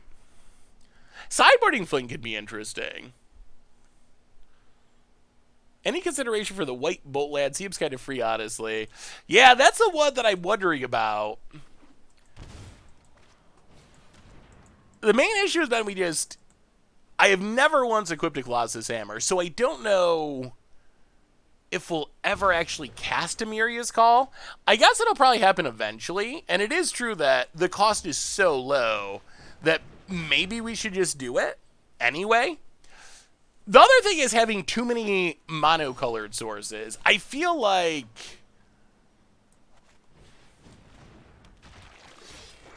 Ooh boy, ooh boy, ooh boy, oh boy. I like where this is headed. Opponent plays a land. Urros. Well, we're going to try to kill him. Surprise, surprise. Tap land. Well, here we come. Land. Resolution strike. Yes, we will put an equipment on you. 13, yeah. Hammer too good! Too good even for the broken decks. South North for the 15th month. Welcome to the Fishbowl. Thank you so much for your subscription. Big super for you. Thank you, thank you, thank you. And we have the flip land for protection. Opponent craws and is going to die. Opponent passes. Scoops it up, and we're still crushing him. Oh, maybe this deck is busted. 4-1, 4-1, 4-1. Did we break it? Isn't Fling absurd with the red 1-drop? It is if we can make it big. The challenging part is it's like a 4-card combo. We need to have the red 1-drop. We need to have Colossus Hammer. We need to have Resolute Strike to put the hammer on it. Then we need to have a fling. So is that 4-step process... Is the 4-step process worth playing a tap land? That's the question. What do you think? Should we just keep hammering people or trying different builds of hammer, or do you want to try mill, chat? I mean, we're obviously doing at least one more game because we're already getting into it, but... The other thing we could try is try blue, adding blue to hammer time. There's some blue warriors, and you get the spell diver, or spell, whatever the... Oh, K, nut draw. Nut draw, nut draw, nut draw. As long as we don't get thought seized. Well, mountain, fireblade charger. Opponent, what are you on?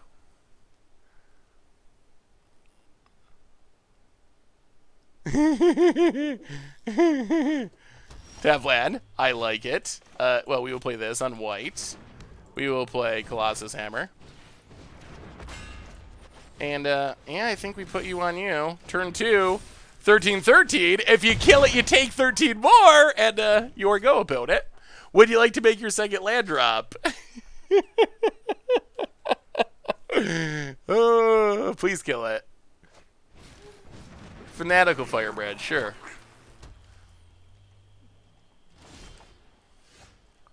I'm going to combat. Attack. Opponent jumps. Pings. Hollow Blade. Go. Oh, this deck's sweet. This deck's sweet. What do you got about it?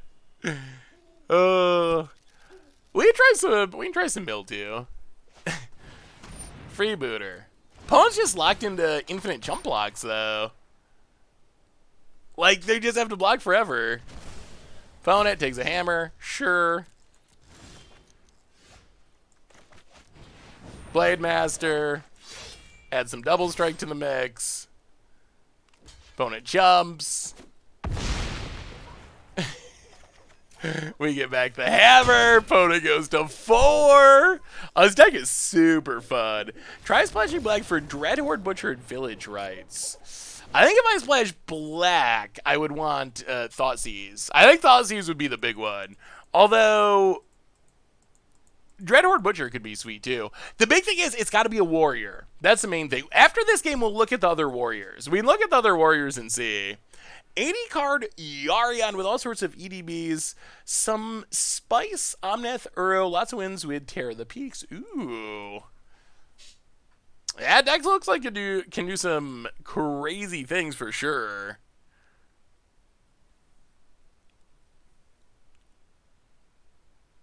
That looks super spicy, Jonathan. Yeah, my initial build was actually Jeskai.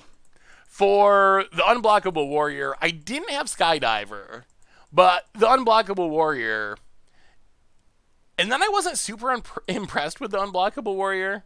I guess we just run it back. We didn't really get to see much at all. Well, are they pirates? Is our opponent playing pirates? What in the world is our opponent's deck? All right, we'll go down to Nahiri. We'll go down to Nahiri. Bring in a couple sweepers, run it like that. Is Cinderclasm just a better flame sweep?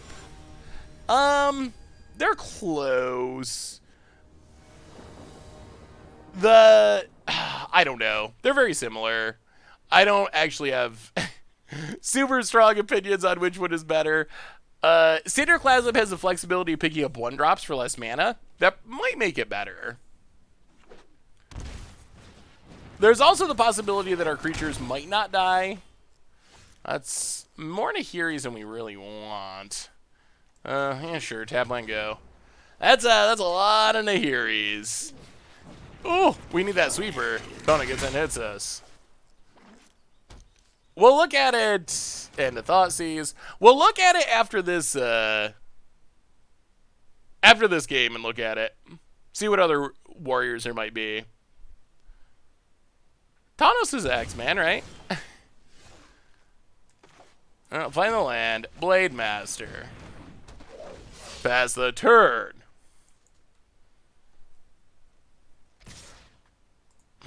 Okay. We will kill that for free. Oh, that's what they're trying to do. Well, land in Akiri. No attacks. Interesting. Scourge of the Skyclave. About it.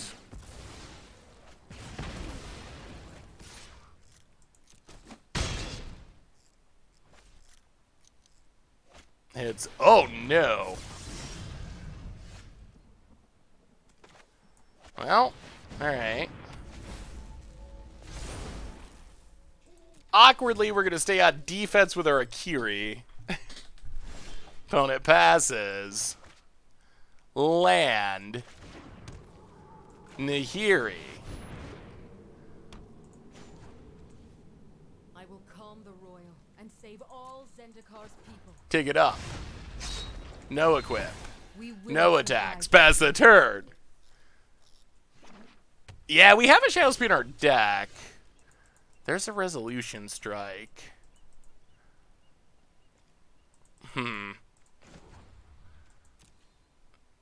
Well, let's take down Nahiri. I must find the relics of my people.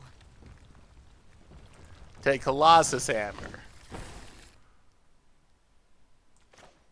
Play Colossus Hammer. Full control.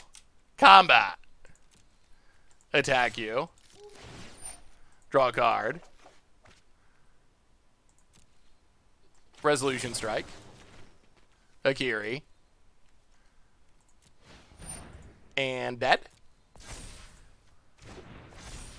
Yeah, looks like 17. Stop! It's hammer time. Oh, maybe, I mean, maybe this deck is legit. Maybe this deck is legit. We are kind of just like stopping people. we are currently 5-1, and the deck is good. The deck is good. At least it feels good. All right, let's look at what other warriors exist. Let's see what other warriors exist, and then we'll. I mean, maybe we should just keep playing. All right, we'll play until we lose, and then. Well, let's look at warriors first. And then, I mean, we can't keep going till we lose. And then if we lose, we can play a bit of mill. Or we can always mill in a future stream, too. Too legit to quit, indeed. Have you played the Nethroi Scourge combo deck? I have not played that combo yet. So, what other warriors are there? Oh, yeah. You would think there would be a better 1-drop than Initiate, but really, the pickings are super slim. So, if we look at warriors that exist in Historic, let's look at 1-drop specifically first. 1-drops, so if we're limited to, well, I mean, I guess we see them all right here. So here's the one-drop warriors that exist. In our colors, Seagate Banneret, pretty not good. Miss Cloak Herald is interesting, but it does require going to blue. But that was one of the cards that was on my list. Gutter Bones is actually interesting if we were in black. Probably better than our other options. In red, we have, these are essentially the same creature. The one drop that taps to give something else haste. We already got Fireblade Charger. This thing has Defender. And then you have random green stuff. So there's really not a lot of good options for in our colors. If we expand our CMCs to like stuff that we could possibly cast, it's still like Glory Bound Initiate could be okay. Little bit awkward that it taps itself down if we go lifelink. We don't have enough multicolor stuff for hero. We really do want to remain aggressive. Evasion is high value, and protection, like Season Hollowblade, I put high value on. One card that is interesting, and this is the one that I'm... Nimble Trap Finder. Oh, it's not a warrior. It's a warrior is in its text box, I say. River Sneak. Blue has multiple unblockable 1 and True Drop warriors, which is interesting. The main one I'm curious about is Champion of the Flame. This is one I'm right on the fence on. Whether or not Champion of the Flame is better than our other options... So the initial Hammer type deck that a viewer sent in had Champion of the Flame. And I like the explosiveness of it, but I really feel like with the amount of removal we have, maybe Season Hollowblade is just better because it actually survives stuff. I tend to think that Hollowblade is better just because I value having our threats stick around. But Champion of the Flame is definitely more explosive. Like, even with just a Maul, since it gets +2/+2 and it always have trample, like, even with just a Maul, it's a 6/6 flying first strike on turn 3, which is pretty good. And then with Hammer, it's, like, super insane. We really got to have Warriors. Because of Resolute Strike only working with Warriors, I don't think we can play non-warrior creatures, with the only possible exception being stuff that couldn't equip to itself, like Merfolk Skydiver or whatever it was. Yeah, I would love even more removal or protection. Because, so here's how I think of this deck. When we play this deck in Modern, we have a ton of redundancy. We have another Resolution Strike, doesn't care about creature types. We have Sigarda's Aid. So we have multiple options for that. We have multiple tutors to find Hammer. We have multiple lethal 1-drops to equip Hammer to. So in Modern, we can just go all in on being as fast as possible. We don't have to think about the game going to turn 3, turn 4, turn 5. We just try to kill on turn 2, turn 3 as quickly, as consistently as possible because of how the card pool is.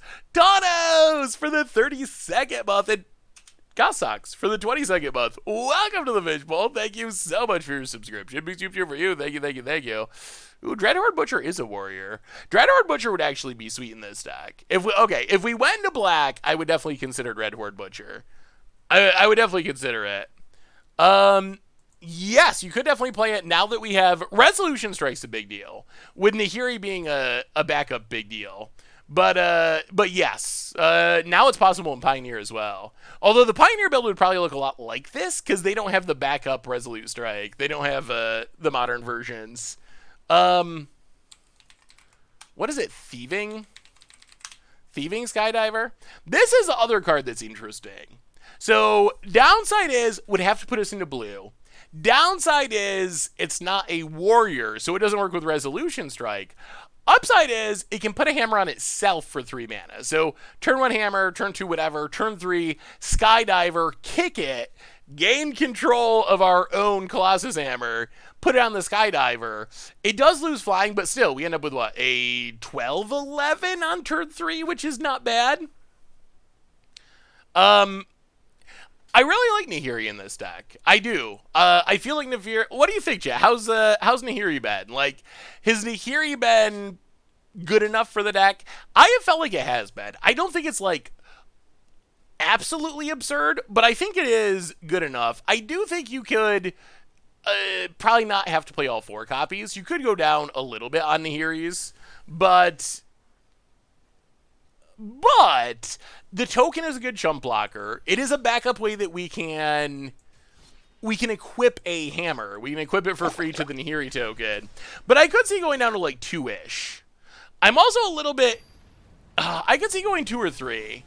I could also see playing another Akiri.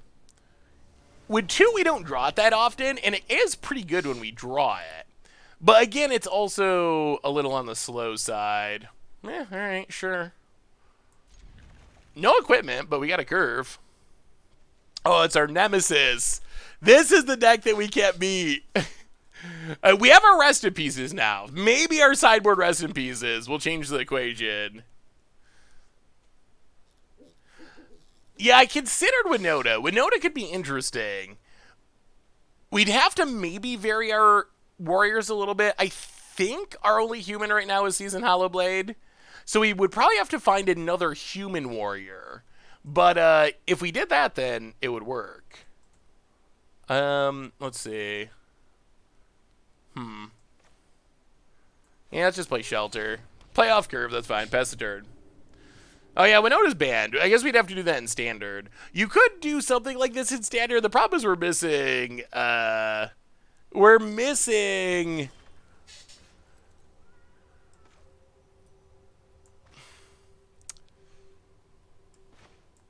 We're missing Colossus Hammer. Unfortunately, Colossus Hammer rotated at the least opportune time. Or we'd be able to do this in Standard. It'd be super sweet. Like, this deck is essentially Standard legal, except we don't have Hammer. I think it's worth it. Yeah, it's annoying that it's not a tap land, but I think I would be using non-land slots on something like...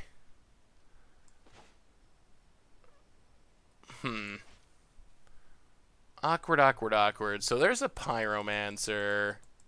I think I'd be using non-land slots on like a God's Willing effect if we didn't have it, because I feel like we need the protection.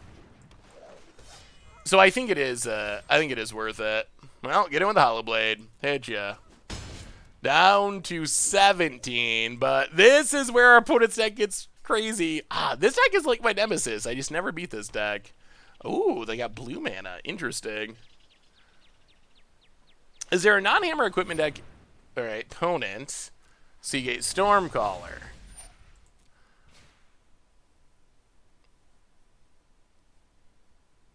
And Blood Chief's Thirst. Well, we'll save the Hollowblade. Lose our Blade Master. Untap Red Swords to actually cast Shatter Skull Smashing would be sweet. Bona passes. Resolution Strike. Well, in that case, untap land Nahiri. Make a 1/1. And I guess we pass. Ooh, we might be losing. This might be the one where we lose.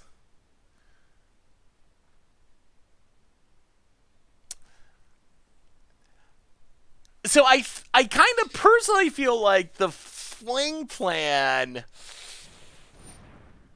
I think it's fun, but I think it would make the deck worse. I could see playing Kazul's Fury because it comes on a land, but I think it most likely makes the deck less good rather than more good. Because I think it's just going to reduce consistency. I think we'll get some really sweet against the odds kills, which are cool, but I do think that overall, it would make the deck less powerful. Stay out of my way. Or we'd have to like rebuild to make it better. That would be another possibility. Well, all right, take down. Scour the ruins. Take.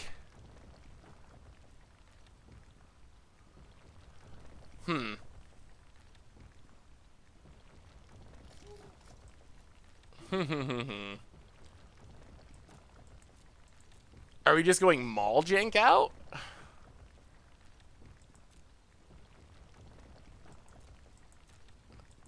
Opponent's at 17. We're at 15. What about something like Crash Through or another cantrip that gives Trample? That could be fine. I don't know if we have, the room would be the challenge.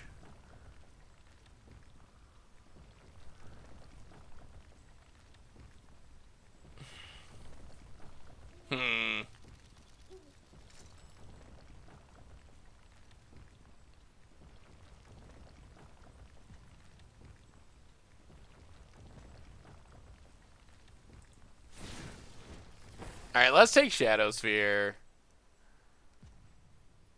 Play Akiri.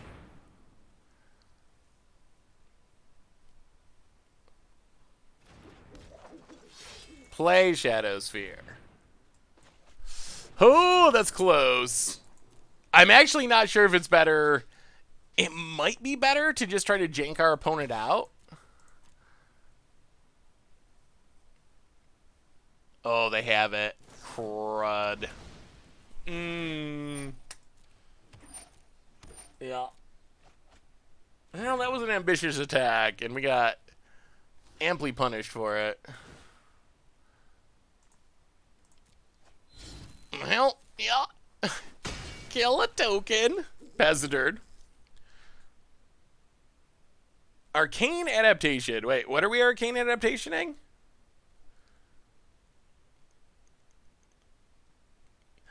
Question, did modern budget decks on the website are good or average? So the modern budget decks on the website are every deck we've played on Budget Magic, in the modern format. So how good they are, I think, varies. Some of them are very strong for budget decks. Others are more like fun and okay. Some of them are probably like not very good at this point. They're like 4 years old and they might be worse today than they were back when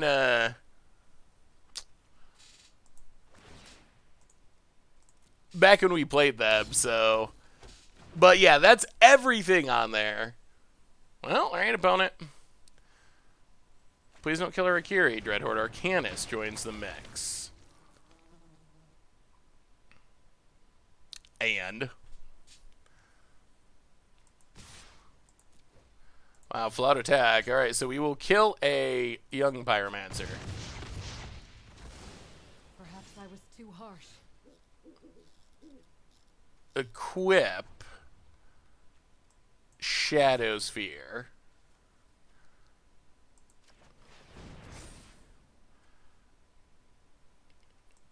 Go to combat. Attack. Draw a card. More lands.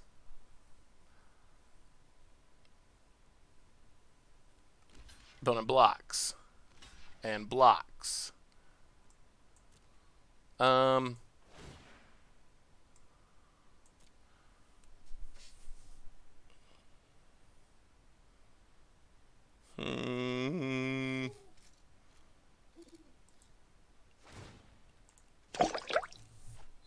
Alright, discard a card, kill stuff. Hit our opponent.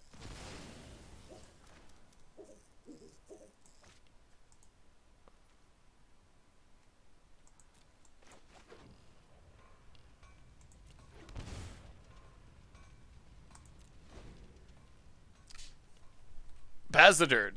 Sedark! Welcome to the Fishbowl. Thank you so much for your subscription. Big soup cheer for you. Thank you, thank you, thank you. Should have played the lad tapped. I was thinking we were going to move... Shadow Sphere over to Akiri and use it to protect Akiri. But then I realized if our opponent's going to Bloodchief's Thirst and spend 3 mana on the kicker, which is essentially skipping their turn, maybe that's fine. I mean, Akiri protects our equipped creatures, so we don't need to hold a land to discard. We can just unequip to give it indestructible. But we should have played it. We should have played it tapped, I think, if we're not moving it over. Because our opponent can get in with Bloodchief's Thirst. They can't kill Akiri, though. Which means we get to kill Arcanist, which would be great. Alright, opponent just Claims back Stormcaller.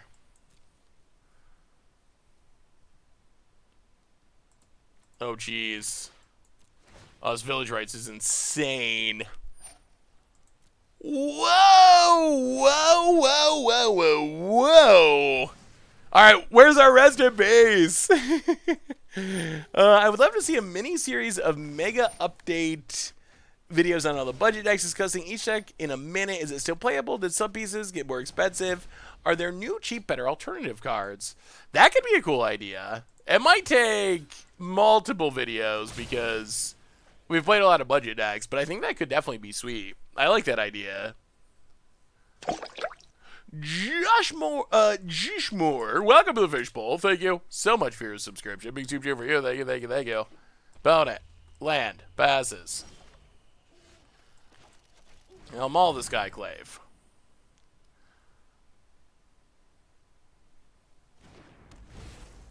Put it on Akiri.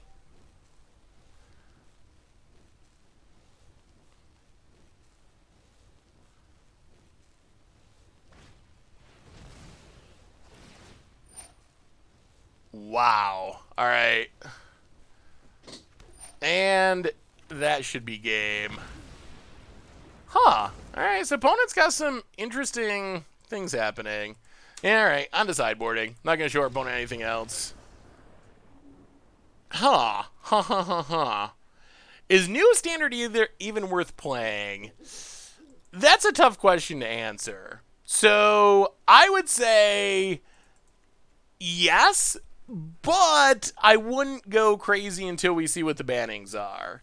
I'm fingers crossed, hoping that whatever happens next week will greatly improve the format. So I think I'm mostly in wait and see mode. I do think that standard is still worth playing though, and I wouldn't say it's, just not worth playing, period. Is it worth playing this weekend while we're waiting to see what Wizards ban, since they already semi-announced bannings coming? Maybe not. I think that might not be worth it. But I do think after that, probably. Is standard mill a thing? Kind of. Rogues is mill-ish. The problem is it gets wrecked by Uro very badly. Mill also struggles with Uro to some extent. I think less so than Rogues, but still does struggle with it. Yeah, we've been crushing people with this deck, although we're about to lose this one, possibly. Definitely check out tomorrow's Mocha Brew. You're going to like tomorrow's Mocha Brew. I was so sure Uro would be the one to... So, are we having bannings? We don't know. It's not 100%. Wizards posted a very cryptic tweet saying... Yeah, sounds not very good. Alright. Wizards posted what seemed like a very cryptic tweet saying they are monitoring the format. They didn't want to make changes because it would disrupt the tournaments this weekend, and they would have an announcement early next week. Whether that means bannings or not, it's hard to say for sure. Maybe, maybe not. But yeah, so read into that as you will, I guess. Play a land, Season Hollowblade. Pass the turn. Opponent plays a land. And Stitcher Supplier mills some cards. Well, we'll see. Can we get them? Hey, what's up, you fan? We've been crushing people.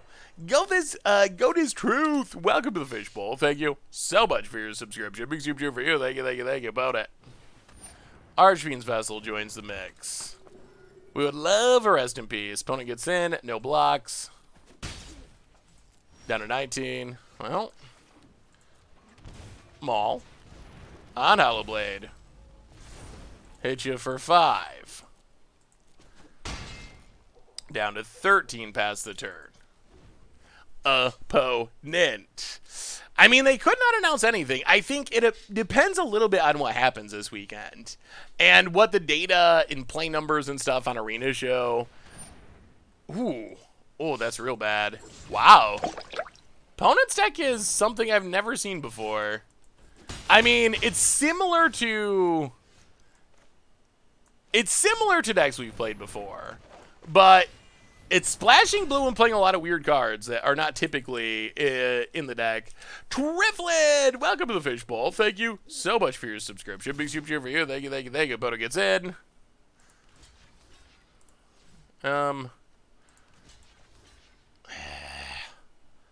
I don't even know if I want to. You know what? Sure, we'll take it. Down to 12.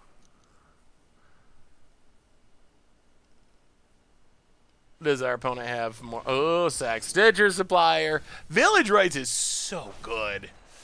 It is such a good card. So strong. One of the best commons Wizard has printed in years, I think. Yeah, it is a weird build of what they're doing, but it was successful in game one. Mills a bunch of stuff, passes. Well, maul it.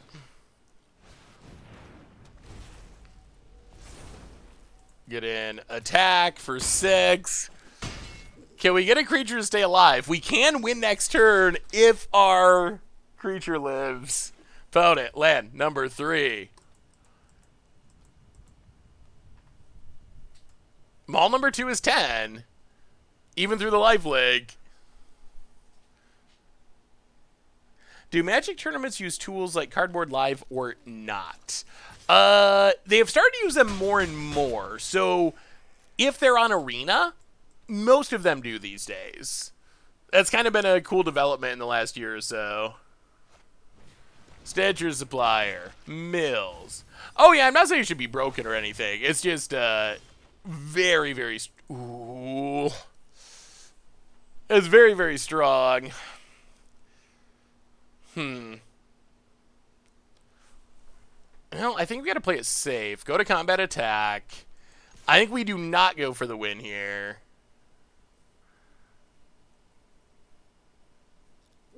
Opponent.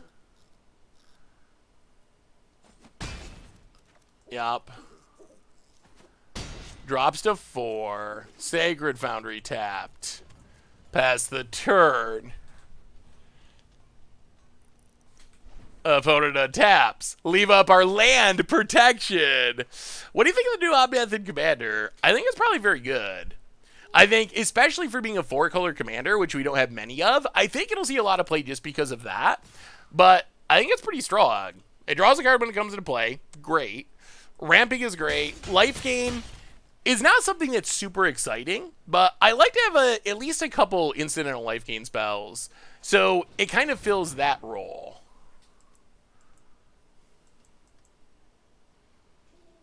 Really?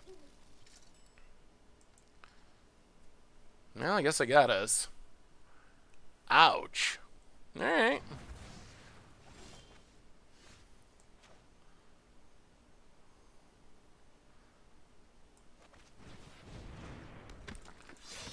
Well, Hollowblade passed the turn.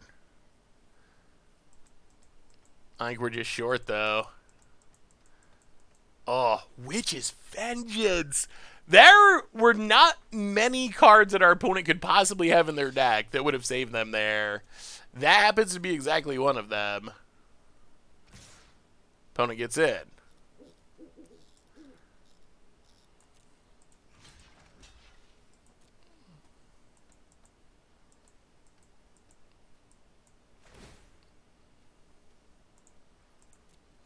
Well, blocked his card. Go to 1. Oh, wow, brutal. Brutal, opponent. Village Rites, refuels. Collateral damage mill, draws 2 cards.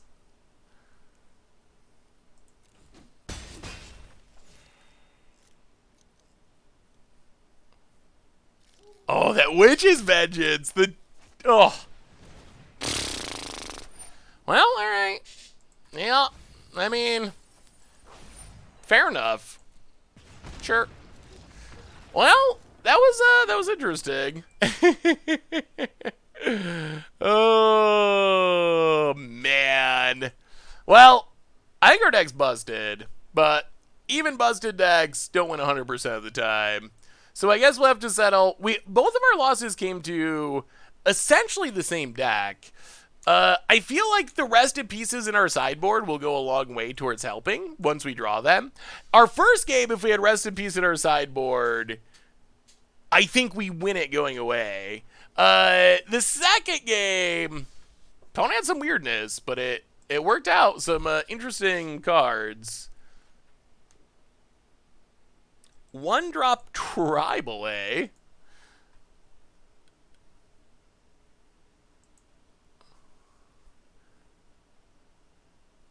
One drop tribal. I mean, that looks very aggressive. I mean, it could probably be a pretty strong mono red deck. Budget friendly, which is cool. I think Wayward Guide Beast is so bad, unfortunately. 14 lands is... Wow. I didn't read the whole write-up, but 14 lands is mind-blowingly low. Morag Infinite Attack Budget deck. Ooh, let me see Rogue Town. And then we'll try a couple games with Mill. But Hammer Time is good. I think tier 1, blah, blah, blah, who knows how good it is overall. But the deck's really powerful. I'm sure like we can quibble around the edges. Do you want 4 Nahiris? Do you want 3 Nahiris? Do you want to go into another color to get like Thoughtseize from black or access to different warriors? But the deck's fast. It's fairly consistent. It can win without Hammer. And Hammer, as we saw, opens up some ridiculous nut draws with Resolution Strike. So I think the deck is actually super sweet. Ooh, yeah, Mora, wait. So, how, and then we'll try Mill. How does this deck go infinite, though? Oh, I guess, is it just, like, play Morag and then, like, Lithoforming and get a bunch of attack steps?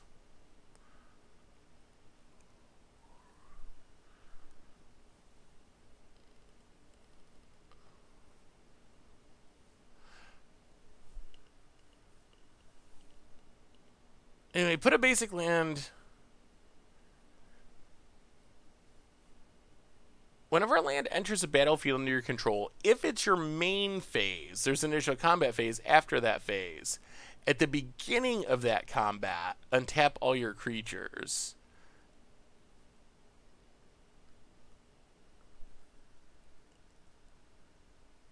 Yeah, I'm not sure it actually works. I think the reason Morag has such very awkwardly weird wording, I think, is to intentionally keep it from going infinite with this style of effect. So I think because of the main phase restriction, I think that's what ruins it. So let's say you're in your first main phase. You already don't want to try to go with Morag with that because untapping doesn't work. So in your second main phase, you put a land into play, your Murasa land into play, you go to your extra combat, things untap, you untap your Murasa. The problem is, it's really weird about this, is you never hit a main phase again. So you go to your extra combat steps, and then it's just going to jump you right to your end step. So you don't have another main phase to put a land into play with it, essentially. Yeah, in your main phase, like, if you, in your main phase, Morag, and then Nahiri's Lithoforming, and put 10 lands into play off of it, you'll get 10 attack steps. But it's very weirdly worded, but it's worded, the main phase restriction is, I think, specifically to keep it going infinite with this style effect, because there's a bunch of these throughout Magic. So I think Wizards figured it was too easy. If you could just have a creature that taps, put a land into play, it would be too easy to just go infinite, like Splinter Twin style combos. So I think that's why they put that weird main phase restriction in there. Sword of the Animist would just, yeah, Sword of the Animist would be another one. Yeah, no, thank you for the idea though, Rogues Dowds. It is, Morag is worded really, really weirdly. Everything about that card is just really, really weird. So don't feel bad at all. Frogfinder, Seth, do you have a favorite MTG artist? Hard mode. You can't choose Gwai or Sab. Oh, that's still easy mode. John Avon, maybe. I really like John Avon's lands. I think John Avon makes some of my favorite lads. So, I mean, Seb is my favorite current artist. And also, what's the person's name? Let me see if I can find this card. There's some new Zendikar. There's an artist that I'm not familiar with from Zendikar Rising. Let me see if I can find the card art and find the name that I was really impressed. It's like, you probably know who it is. It's like, it reminded me a little bit of Sebar. I can't think of the card, but I noticed it, and when I first saw it during spoiler season, I was like, "Wow, that's a really sweet piece of art." And then I read the artist's name. It's like, "Oh, it's not actually Seb." But I can't think of the card right now. Maybe we should just play Mill, and I'll figure it out later. But there is a new artist, which, well, what I think is a new artist that would be on the list if I could remember if I could remember who it was, but I can't at the moment. Not that one. All right, whatever. Let's mill it up. Yes, Wiley Beckett. What is the card I'm thinking of? Soul Shatter. Yeah. I really like Wiley Beckert style. Has Wiley Beckert done? Oh, there was multiple cards. Has he done cards, or they been done cards before?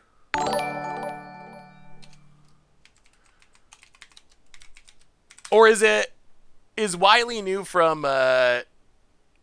Yeah, this is definitely it. Is Wiley new from Zendikar Rising, or is she? They. I actually don't know who they are. Oh, it's a woman. Okay. Yeah, I don't think I've ever seen it before. Hugo Fan with a new donation from Hugo Fan, $5 donation. Crack open some Miller Lite. I'm thirsty for some crabs. All right, it is time. Yes, Hammer Time will be up on the replay YouTube. The deck is right here if you'd like to check it out and play it. We are going to, for the second part of our stream tonight, actually, really quick, I forgot before we do, a super quick reminder that our stream tonight is brought to you by Card Kingdom. And if you need some magical cards, you can get them over at cardkingdom.com. So thank you to Card Kingdom for supporting the show. So we're going to see if we mill people out. Should be able to get in a couple batches at least. So this deck, essentially, it's a mill deck. We mill people in a bunch of ways. We got Ruined Crab to mill when lands come into play. We have Teferi's Tutelage to mill as we draw cards. Drowned Secrets, I could see cutting it, but it mills when we cast a blue spell. The big payoff, though, is Burvac the Grand Eloquent, which lets our mill double up, essentially. We mill twice as much. And Kicked Maddening Cacophony, that's game. We kick Maddening Cacophony, we mill half of our opponent's deck. It's doubled up by Burvac. That's all of our opponent's deck. That is essentially just game over on the spot. So we kind of mill our opponent. We got some removal. We got some Thought Seizes to slow down the game. And either we slowly mill our opponent with things like Teferi Tutelage, or quickly with the combo kills, Splinter, Twin, Mill, and Historic, and win the game that way. So that's basically the plan. Should we be, you know what? I'm gonna do this again. Let's go ley lines. Why do I? Oh, Zendikar Rising. Let's go ley lines. I never see goblins anymore, so I'm just gonna assume we're not gonna get wrecked by goblins, and we're gonna play ley lines as our graveyard hate. All right, let's mill them out. Try to mill them out. Oh, Wiley was also the Showcase Fae of Wishes. I didn't actually realize that. That's sweet. I like the Showcase Fae of Wishes, too. But yeah, that's an artist to keep an eye on who is new-ish that I really like.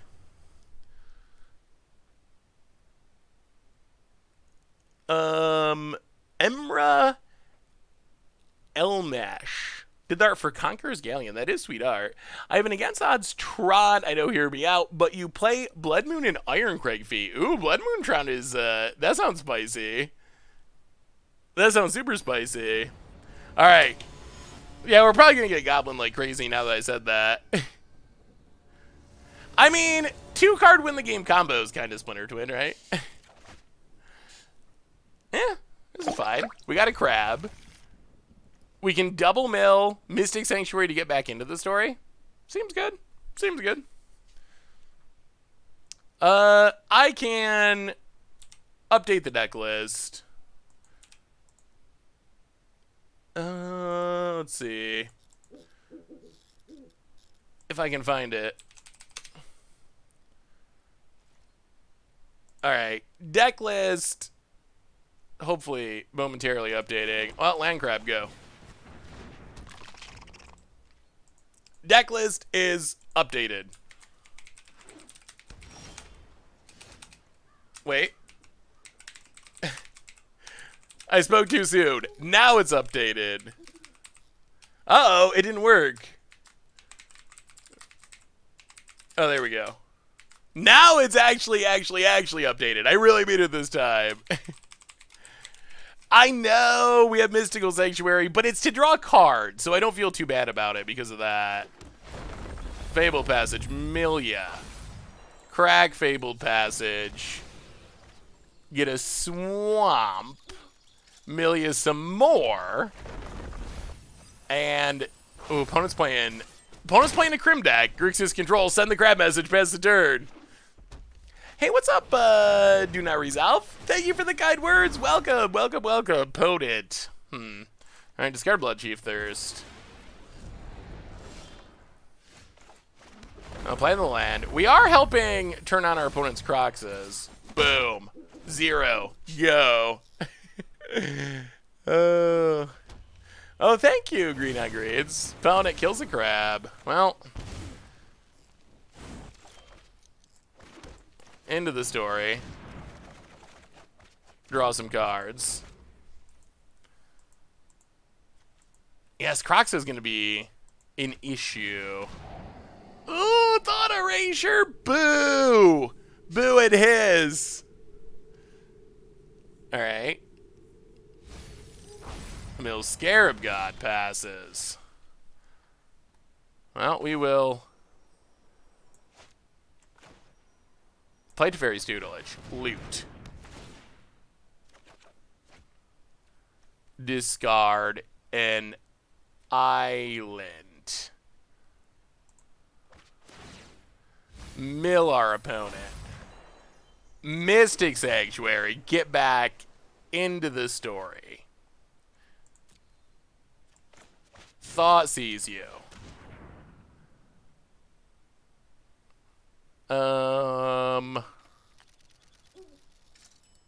Take Scarab God. Pass the turn. Hey, it's been good, Doug. How are you? Yeah, I know. Playing at main phase while your opponent's tapped out. I know it's an instant, but against a blue control deck, gotta resolve your stuff when you can. Opponent gets milled. We draw into the story. I guess I could have drawn a counter. You know, I'm just going to go for it. Into the story.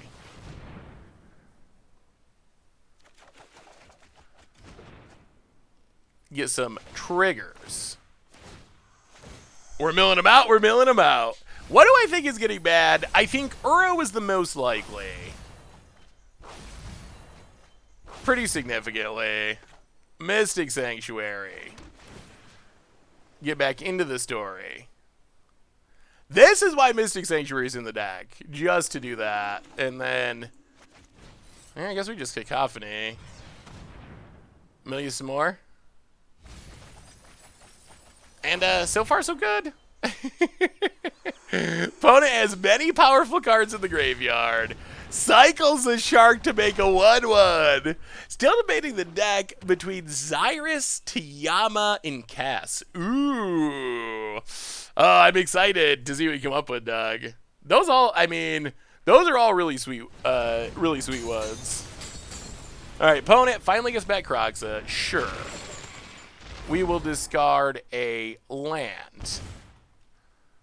Down to 15. Opponent hits us. Draw a card, Milia. Can we finish this off? 15 cards. Crab.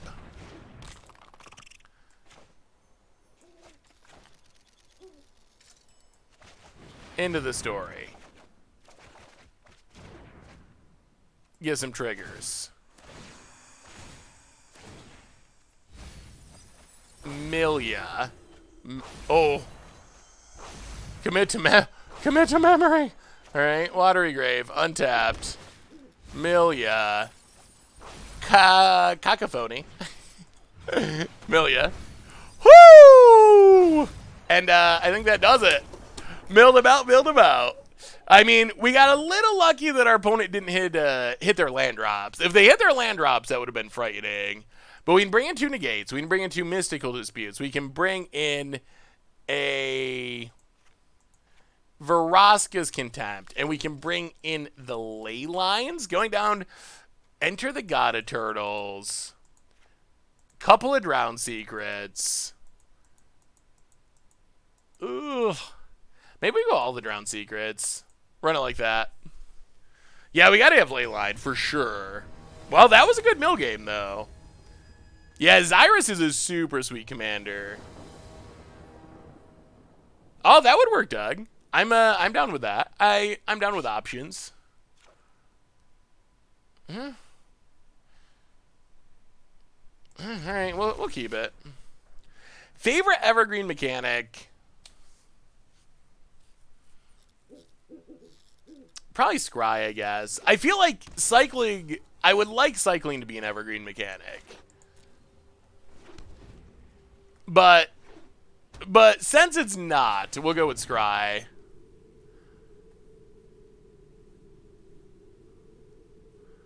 Bone it. Takes tutelage. Interesting. Leaves it on top. Well, we don't want any of that. Milia. Also turns on our Drown and Lock, which is good.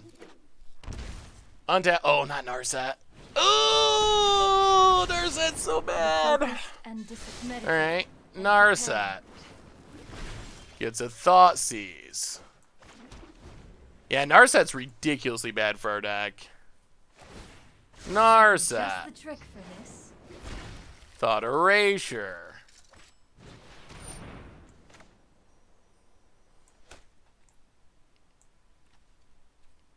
Yeah, it's probably just game. Yeah, I mean, hard to deal with 4 discard spells into a War of the Spark Planeswalker.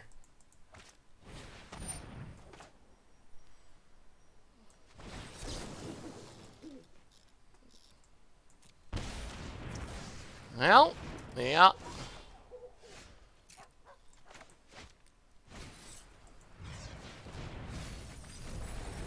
Ugh, mill him into the Groxa. Ashiok. Well, opponent should have known about that. Pass the turn. The problem is we can't draw cards, which means we can't play tutelage. Wow, what a draw. Counter it. Pass the turn.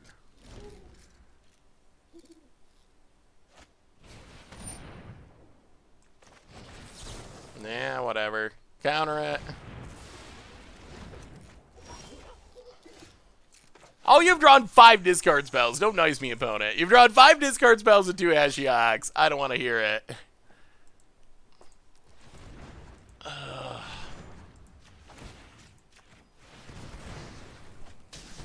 I mean, without being able to get Narset off the battlefield, though, I don't think we can win. And opponent does have basic mountains. Once I get Croxa, we'll just... Really? That is... Alright. That is an insane amount of discard drawn. Kind of mind-blowing. Well, Milia. Pass the turn. Opponent. Untap land. Gonna play Croxa. 26 cards. But we can't draw cards because of Narset. Not feeling good about it.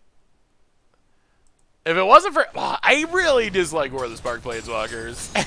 The good ones. The bad ones are fine. I like the bad ones. The good ones. Oh, I hate those cards so much. Alright, so Croxit comes back. We can't deal with it. On to game number 2. If you make Cycling Evergreen, you'd have to ban Zenith Flare or I quit. Well, I mean, Zenith Flare... It was probably too good for limited, that's for sure. But I don't think it's just like broken outright, which is good. It hasn't really like broken standard or other formats, so that's good news, I'd say.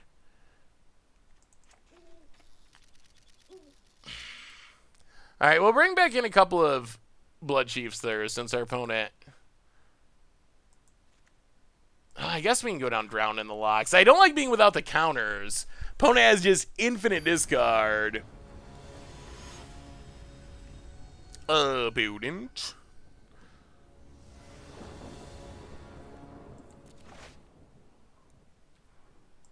Well, alright, I guess. Well, tap line go. Thoughtseize. And a Thoughtseize. And a Thoughtseize. Ooh, that's a good one. Search for Escanta. That is a very good one. That we like to see. Untap land. Opponent also has Escanta. It's Mill Burback for now. Play an island. Pass the turn. Alright. Now I kind of like where we're at. We got a shot. Among Us Stream Wed. I think it's probably going to happen. I finally got Among Us, so it's heading that way.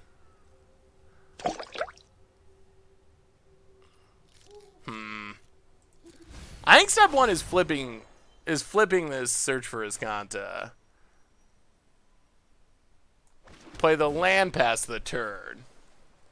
Simples, welcome to the Fishbowl. Thank you so much for your subscription. Big super cheer for you. Thank you, thank you, thank you. Graveyard?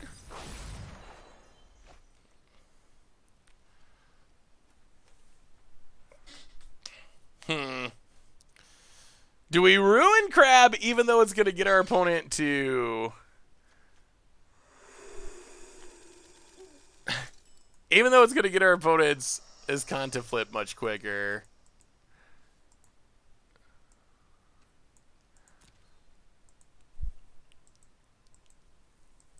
Oh, do it? I don't even know if it's worth it. This does feel like a Crim deck. Did I ever get your Panza Meriden deck list? That does not sound familiar, Paladin. When and where did you send it to me? Yeah, I wish we could grab ourselves.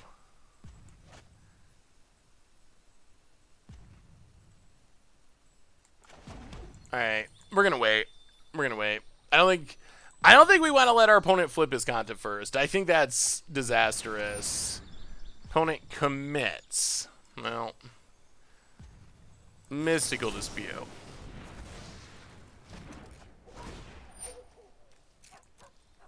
So let's see, 4, 5, 6, 7. Opponent passes. Graveyard.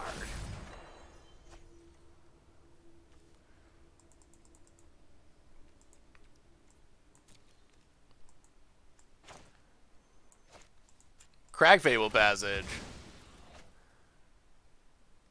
Get a Swamp. Mystic Sanctuary.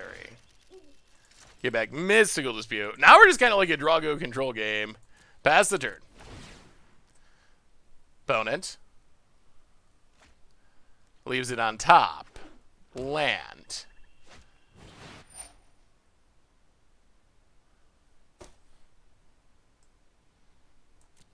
Well, that's busted in half.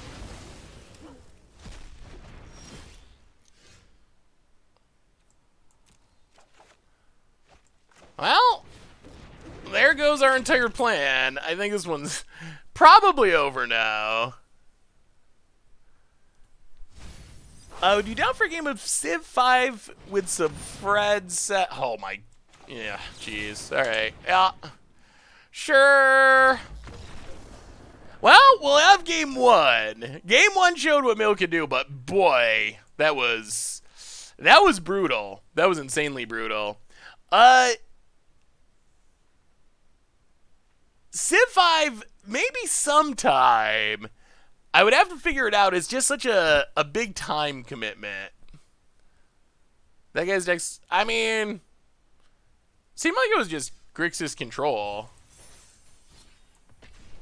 I think there's probably like 1,400 videos of Crim playing something very similar on the YouTube. I mean, you get lots of sweet Planeswalkers. I mean, basically you get powerful Planeswalkers, powerful counter spells, infinite discard spells. I mean, it is a cool control deck, and you get to play a lot of cool Planeswalkers. I think for me, I'm a little burnt out on more of the Spark Planeswalkers. Got to give it a couple years for the War of the Spark Planeswalkers to wear off. That makes it less appealing, just because of that. Do I ever get vacation? Once in a very great while. I am about due to take. I've been saying for like 6 months. It's about time to take vacation. But do I know Stream Raiders? That doesn't sound familiar to me. But I guess it's us. Priest of Forgotten Gods. Well, land and drown secrets. Gonna be turning on. We might need more graveyard hate. Might get rid of the drown secrets. It seems like there's a lot of graveyard decks in historic. Bone it, land, end. At least we don't care too much about priest. Village rights. Sax draws cards. So, Into the Story needs cards in our opponent's graveyard. So does Drown in the Lock. So that's why it's pretty painful to...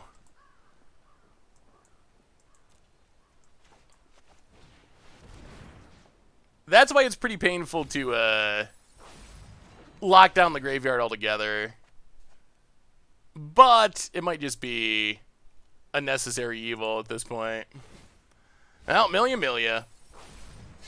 Pass the turn.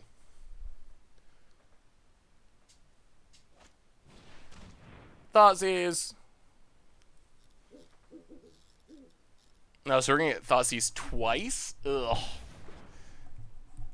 Well, this is the deck that I never beat, so I guess it's not surprising that we're doing that again. Probably play a bit of Magic. I mean, can't not play any Magic. Thoughtseize. Yeah, opponent knows that we can't really punish them for doing this. Hits us down to 16. Takes all of our cards. Plays a land. Gets a Luris. Well, mill our opponent. Blow up Castle Lockwain.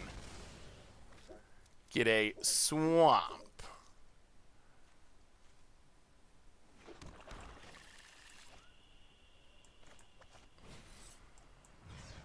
Kill Arcanist. Mystic Sanctuary. Go. How excited are you for a mobile arena? I mean, I'm excited and nervous. I like the idea of it, but I'm nervous that it's actually going to function.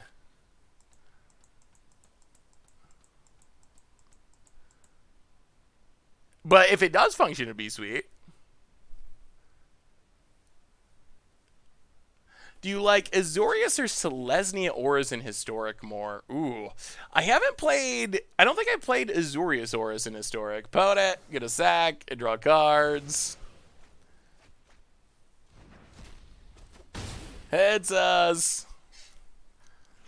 Plays a land. Passes. We're really good at drawing a Field of Ruins. Well, play Field of Ruin.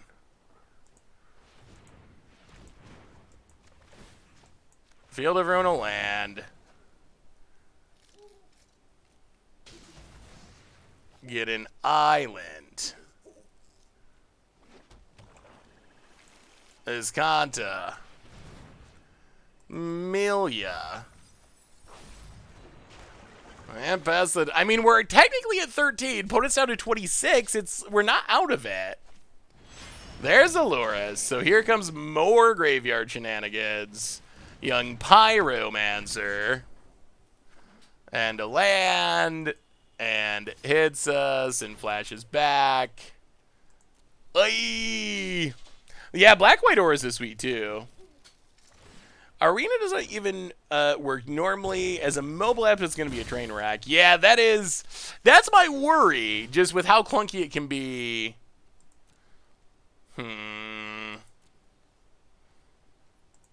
Yeah, I think we got to mill it and transform. We just got a combo kill.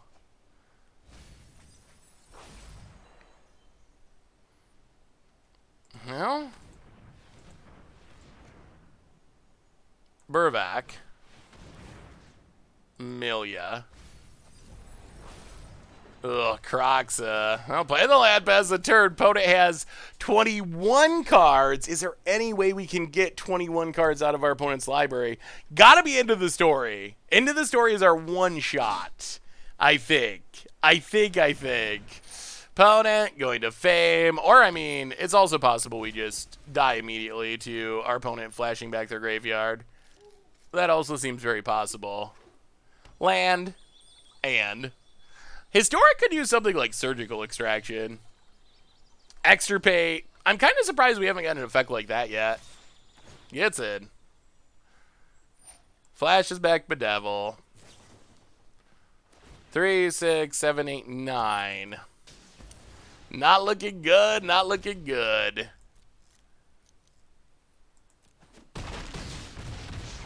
And then... if they have a red source, they just Croxa for lethal. And we'd have to... is Kanta and discard just to stay alive? Jeez. Opponent doesn't know how magic works, but gives us an early GG. We will take a Thoughtseize. I mean, they are going to win, but... they're not going to win how they think they're going to win. And... yeah. Drawing a lock. Doesn't do it, though. Yeah. Iskanta. Oh, there's the end of the story. Too little, too late. Scoops it up. Which 2021 set are you looking forward to the least? For me, it's the Harry Potter one. Honestly, I don't really care about D&D. That might sound bad, but that's just... I've never really been a D&D player. I don't really have much interest in D&D. So, even though I know people are super hyped for it, and I'm hyped for other people being hyped for it, for me personally, it's one of the sets I'm most like, meh, like, whatever. Sure, like, hopefully people like it, but that's not something I'm interested in.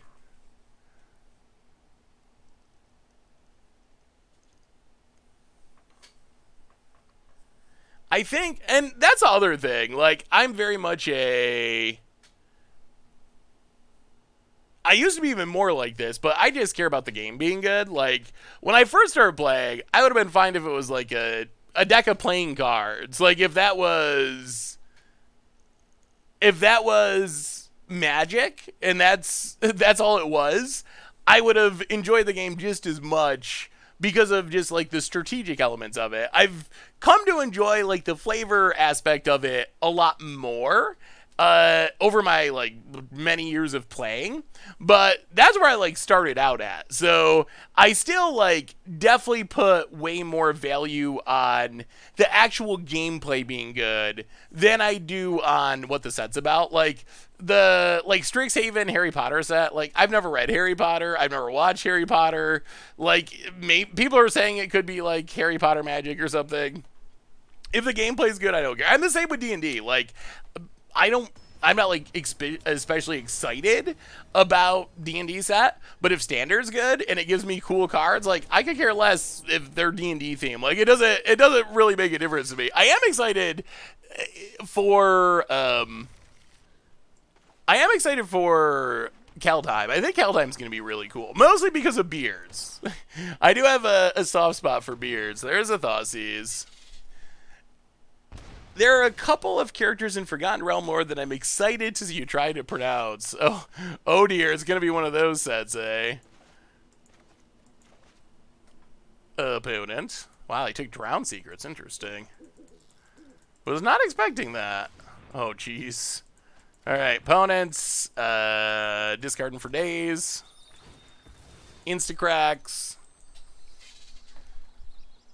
I'm interested in what Strixhaven does for Naban. Ooh, that could be cool. Well, Drown Secrets.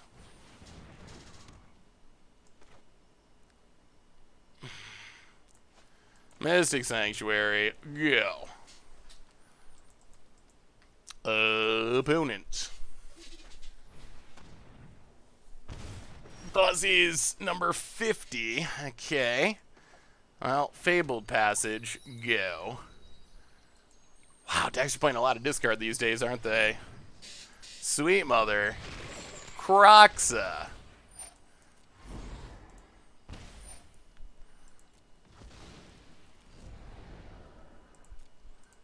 Well, crack Fable Passage. Grab the Swamp.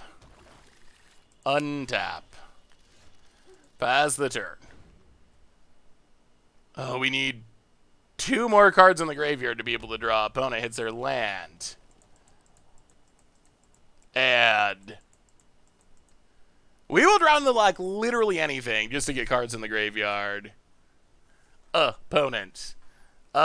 Is Witch a creature type? Well, alright. Counter it. Milia.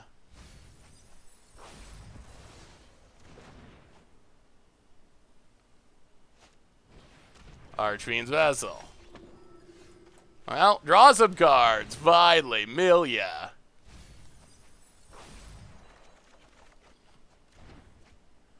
Play a land. Ruin Crab. Go.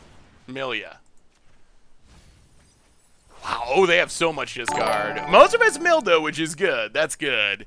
We have a new donation from Day and Wildfire. Oh my goodness. Diritz Duyudin of House Nashizbimon, born in the Underdark city of Menzoberranzan. Good lord, is that what the D&D set's gonna be like, Doug? Thank you for the donation, but oh no. Oh no, the pronunciations will not go smoothly. Not even a little.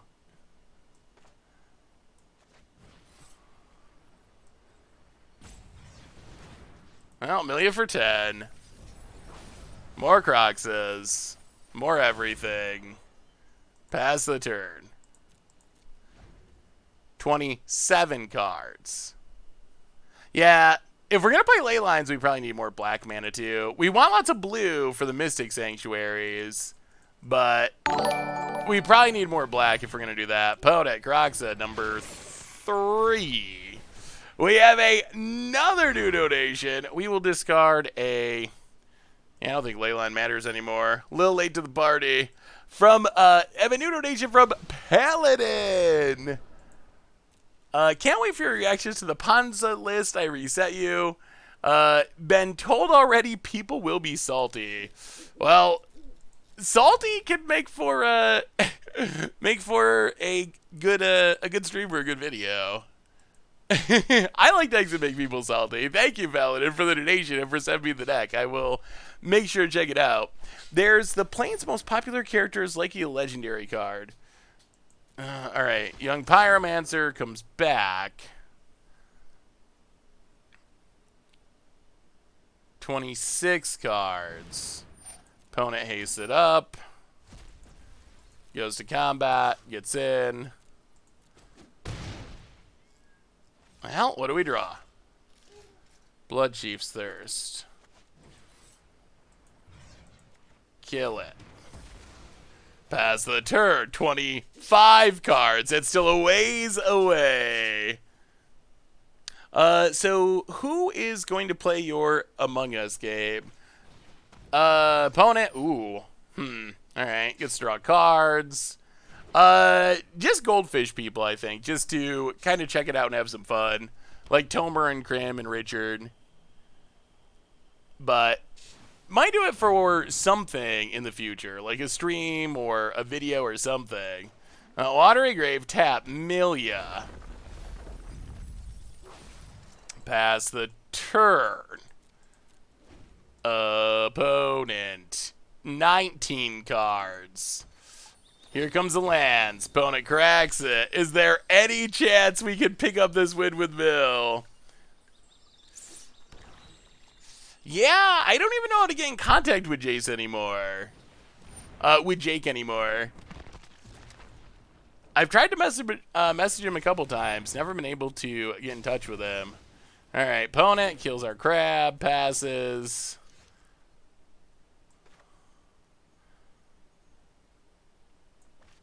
Well, kill Arcanist. Pass the turn. Ooh, but the graveyard's coming back. Seth, do you feel like your anti-milk on cereal stretch is the correct one, or do you feel like you're just odd one out?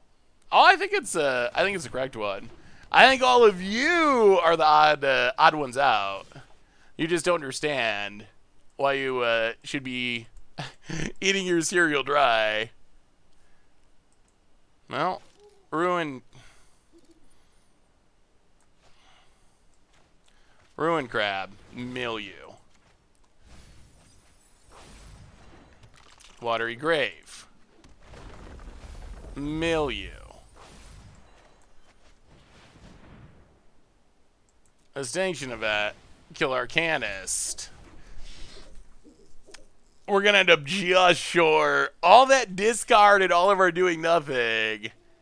Yeah, so I think this deck's going to need significantly more graveyard hate.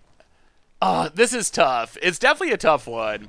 To some extent, you run into the same issue with Modern Mill, where you need your opponent to have a graveyard, because your deck needs so many cards in it for your deck to function. But at the same time, if everyone's going to be playing graveyard decks, which seems to be a thing in Historic much like it is in Modern, you just end up losing to milling your opponent's stuff into the graveyard, as we saw there. Sergeant Nolan, welcome to the Fishbowl. Thank you so much for your subscription. Big soup cheer for you. Thank you, thank you, thank you. Take out Drought Secrets for 4 Cling to Dust in the main. All right, one more mill game, and we'll wrap it up for the night. We can try taking out the Drought Secrets for Cling to Dust, see what happens. But all right, one more. Last match of the stream. We'll give it a shot, but I think it probably needs the mill deck. If there's going to be that many graveyard decks, probably going to need some more work. So hammer time is the way to go if you want to actually win. But, I mean, maybe mill could get there eventually. It did get a lot of new pieces. Ugh, that's just not much milling. Ugh, I don't know. This leaves us without much milling. It's tough. So now we only have like a handful of mill spells. So I feel like we're not going to be able to mill. I feel like we're a not quite control deck that's playing like questionable mill cards as our finisher. Definitely interesting. Yeah, Graph Digger's Cage was the original that I had in there. The problem with Grafdigger's Cage is like that deck we just played, they're just overloaded on Abrades and Bedevils to deal with it. That's like their main game plan. So it's pretty soft graveyard hate, unfortunately. The problem with... So remember, we need cards in our opponent's graveyard. Some of the most important cards in our deck are Drown in the Lock and Into the Story. So we can't really just be like, oh, Leyline you, because then we're shutting down like a huge percentage of our deck. Thieving Skydiver Neoform combo? I have never heard of that. How does Thieving Skydiver combo with Neoform? Or, wait, are you thinking of Seagate whatever?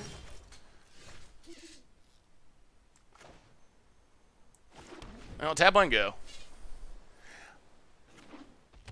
Get rid of Black Go Turbo Fog Mill. Well, here they come. We'll discard a Cling to Dust. I'll play Ruin Crab. Play a Swamp. Milia. Pass the turn. Oh, this is the same deck we played last time, isn't it? Alright, so we're getting our opponent's... Jeez, Village Rites!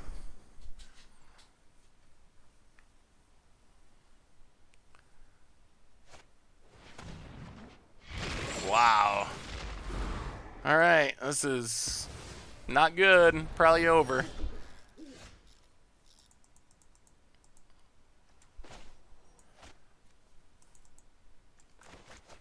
Yeah. Play a land, pass the turn.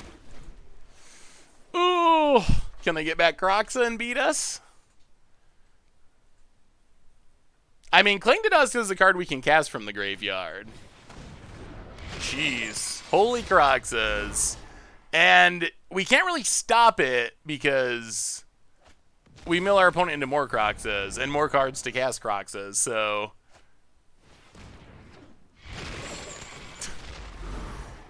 Sure. I'll mill that. Transform.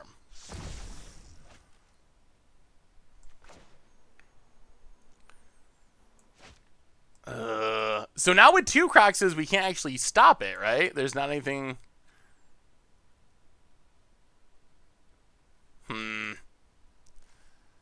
Alright, pass the turn. Yeah, two Croxes mean these don't actually stop them any... Oh, no! And that's the game. Oh, yeah.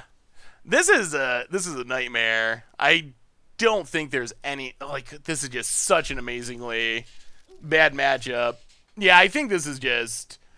We're warping our deck trying to win this matchup, and I think no matter how much we warp it, we're just, like, drawn dead. I don't think there's any way we actually ever beat this deck, unfortunately.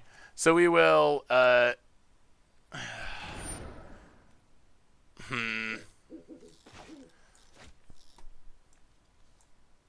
Yeah, let's Iskanta. Get a Blood Chief's Thirst. Discard Cling to Dust. Man, is that the 5th Croxa trigger? Well... Kill Croxa. Play Ruin Crab. Pass the turn. So opponent technically needs another card to Croxa number 6. But we can't Ashiok. I think you're a bit like, okay, so if we Ashiok, we have to take out Drown in the Lock, and we have to take out Into the Story, and then I think the deck doesn't work. So that's the issue. Like, you can bring in Leyline of the Voids and Ashioks, but then you lose the best mill cards in the format. Like, best mill support cards in the format. Like, I don't think we ever mill anyone out if we don't have access to Into the Story to draw cards. And I don't think we... So I think... That's my take on it, at least.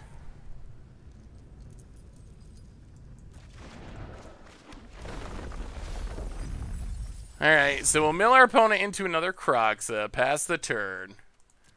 Yes, there's just no way. There's no way we ever can beat this. Main decking Ashiok seems like it would be really effective. It's a mill spell, also Graveyard Hate. Yeah, I mean, maybe, but alright. I mean, maybe you're correct. Okay, so I guess what I'd say is I think you'd have to completely rebuild the deck. And I don't know how you... I don't know. I'm skeptical. I'm skeptical of it working. Opponent. So exiles our graveyard for now. Because I don't know how we mill, like... Without Into the Story, we can't trigger... We can't trigger Teferi's tutelage. And, alright, let's go to game 2. We can't trigger Teferi's tutelage. We don't have access, if we're playing black cards, we don't have access to the 2-drop mill enchantment. So we're already kind of in a position where we don't really have that much mill. So we're playing these super, super, super long games. I feel like if we take out Into the Story and we take out Drown in the Lock, then we also have to take out Teferi's tutelage. And then, like, I don't know. Can you actually win games with 2 creatures that die to most removal and Maddening Cacophony? Like, is that actually going to be enough mill to actually win games? And I'm not sure that it is. So I think maybe, yeah, that's not what I feel like. I feel like it's the more we take out, the more we become like, then we might as well just cut the mill cards and play like Ashioks, or whatever, like Liliana's, like finishers that are not giving our opponent free Croxas and filling their graveyard for Lurises.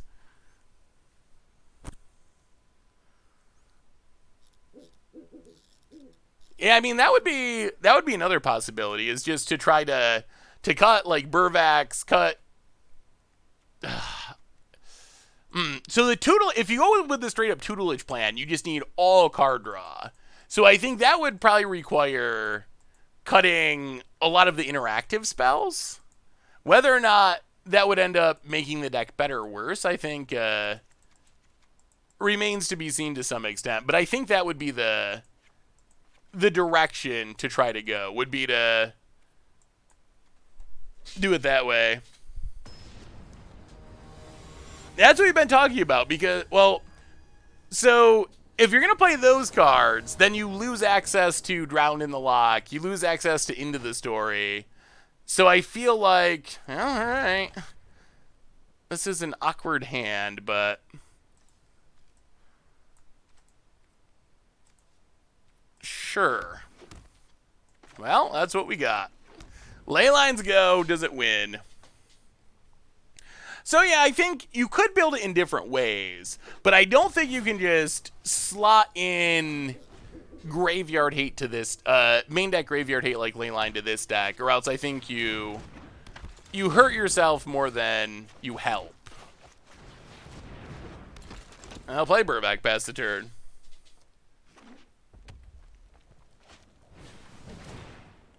Well, looks like our opponent's got the combo. I feel like the card I lose to in this deck is Village Rites. I feel like this is the card that makes the deck work. And looking like Graveyard Hate's not even going to be close to relevant here. Well, Fabled Passage, crack Fabled Passage. So, I think the bottom line is Mill's going to need a ton of work, and we'll see. Like, I like the idea of it. We'll see. We'll see if maybe it'll, maybe someday it'll have the stuff to get there.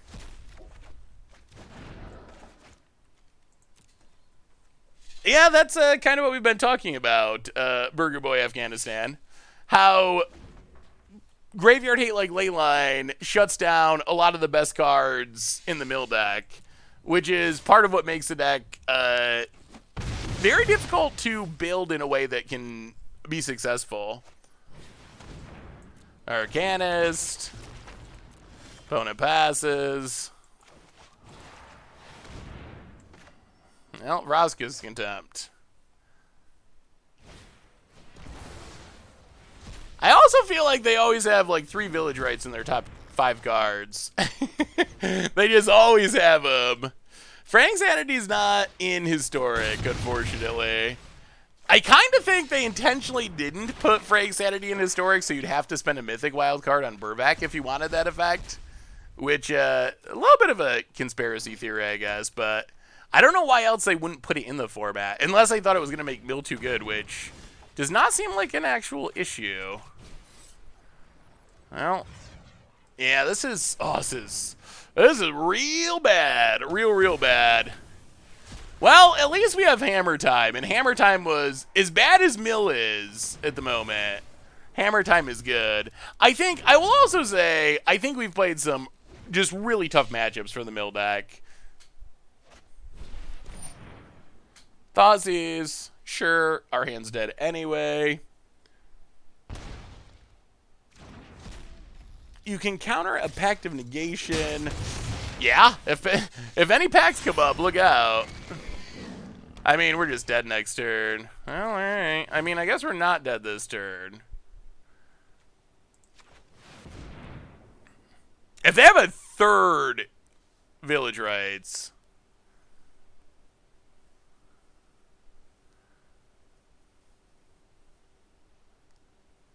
Opponent. Alright. Opponent tags for a while. Lure us down. Get a 4/4. Untaps. Before rotation, I played Blueback Mill in Standard since War. I ran Ashiok Drown the Lock. The non-book came up very rarely, as I found that most of the time I had both when I was losing Ashiok anyway. More important that I had extra mill in Exile. Interesting. Why did we not get to block last turn? That's weird. Well, alright, crack the land. Grab an island. Cling to dust.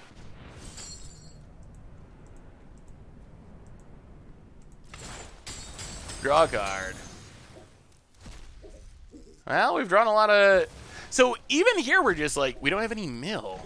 Escanta, pass the turn. Oh, is claim the first? Well, why, if they had claimed the firstborn, wouldn't we be dead? Opponent draws a card. Hey, see you, Babs. Have a wonderful night. See you on Monday, hopefully. About it. Lad. Add. Cracks it. Yeah, we'll have to try to rebuild Mill at some point. Maybe, I mean, I feel like Mill has potential, but it might just line up poorly. I feel like in Historic tonight, the deck we've played the most by far is this Lurrus Graveyard deck. And there's also Uro decks and other Graveyard decks, so it might be partly an issue where it's just not a good time to be trying to mill people out. The meta, much like when we tried milling Modern a few days ago, it might be that the meta is just very hostile.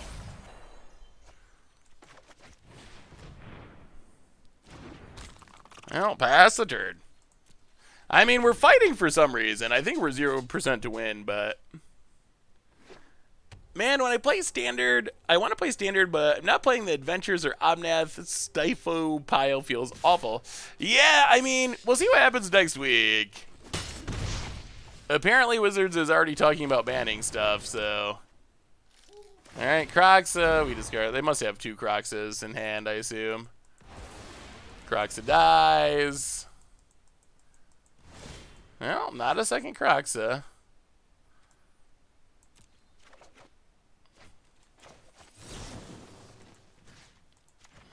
Kill the token. Village right. They always have it. They always have it. They always have it. Laura's Graveyard isn't the only deck being played historic. Could have fooled me. Well, it's definitely the one I've played against most tonight. Hey Seth, what do you think about dropping into the storied round and cling for Ashiok Thirst for Meaning and Drown Secrets? I mean, could try it. I feel like I think that I feel like wow, we've hit so many ley lines. I feel like Drown in the Lock is like one of the reasons to play the deck. Like, I feel like cutting that and not replacing it with interaction is a little risky and potentially leaves us in a place where we just get like run over by creature decks and aggro decks. But I do think that that's something like that would be the thought process if you're gonna try to bring in main deck hate. I think that main deck graveyard hate that's exiling the whole graveyard. I think that's something along those lines is what you got to do. I'm just very skeptical. I mean, maybe it'll be fine. I'm really worried. Like, I don't know. I'm really worried how the deck will function without Drown in the Lock in specific. Like, without having a main deck counter spell, like, do we ever beat a control deck? If we go down 4 removal spells, do we beat creature decks? Or do we end up, like... So we are better against graveyards, but we just get run over by normal decks now, is what my concern would be.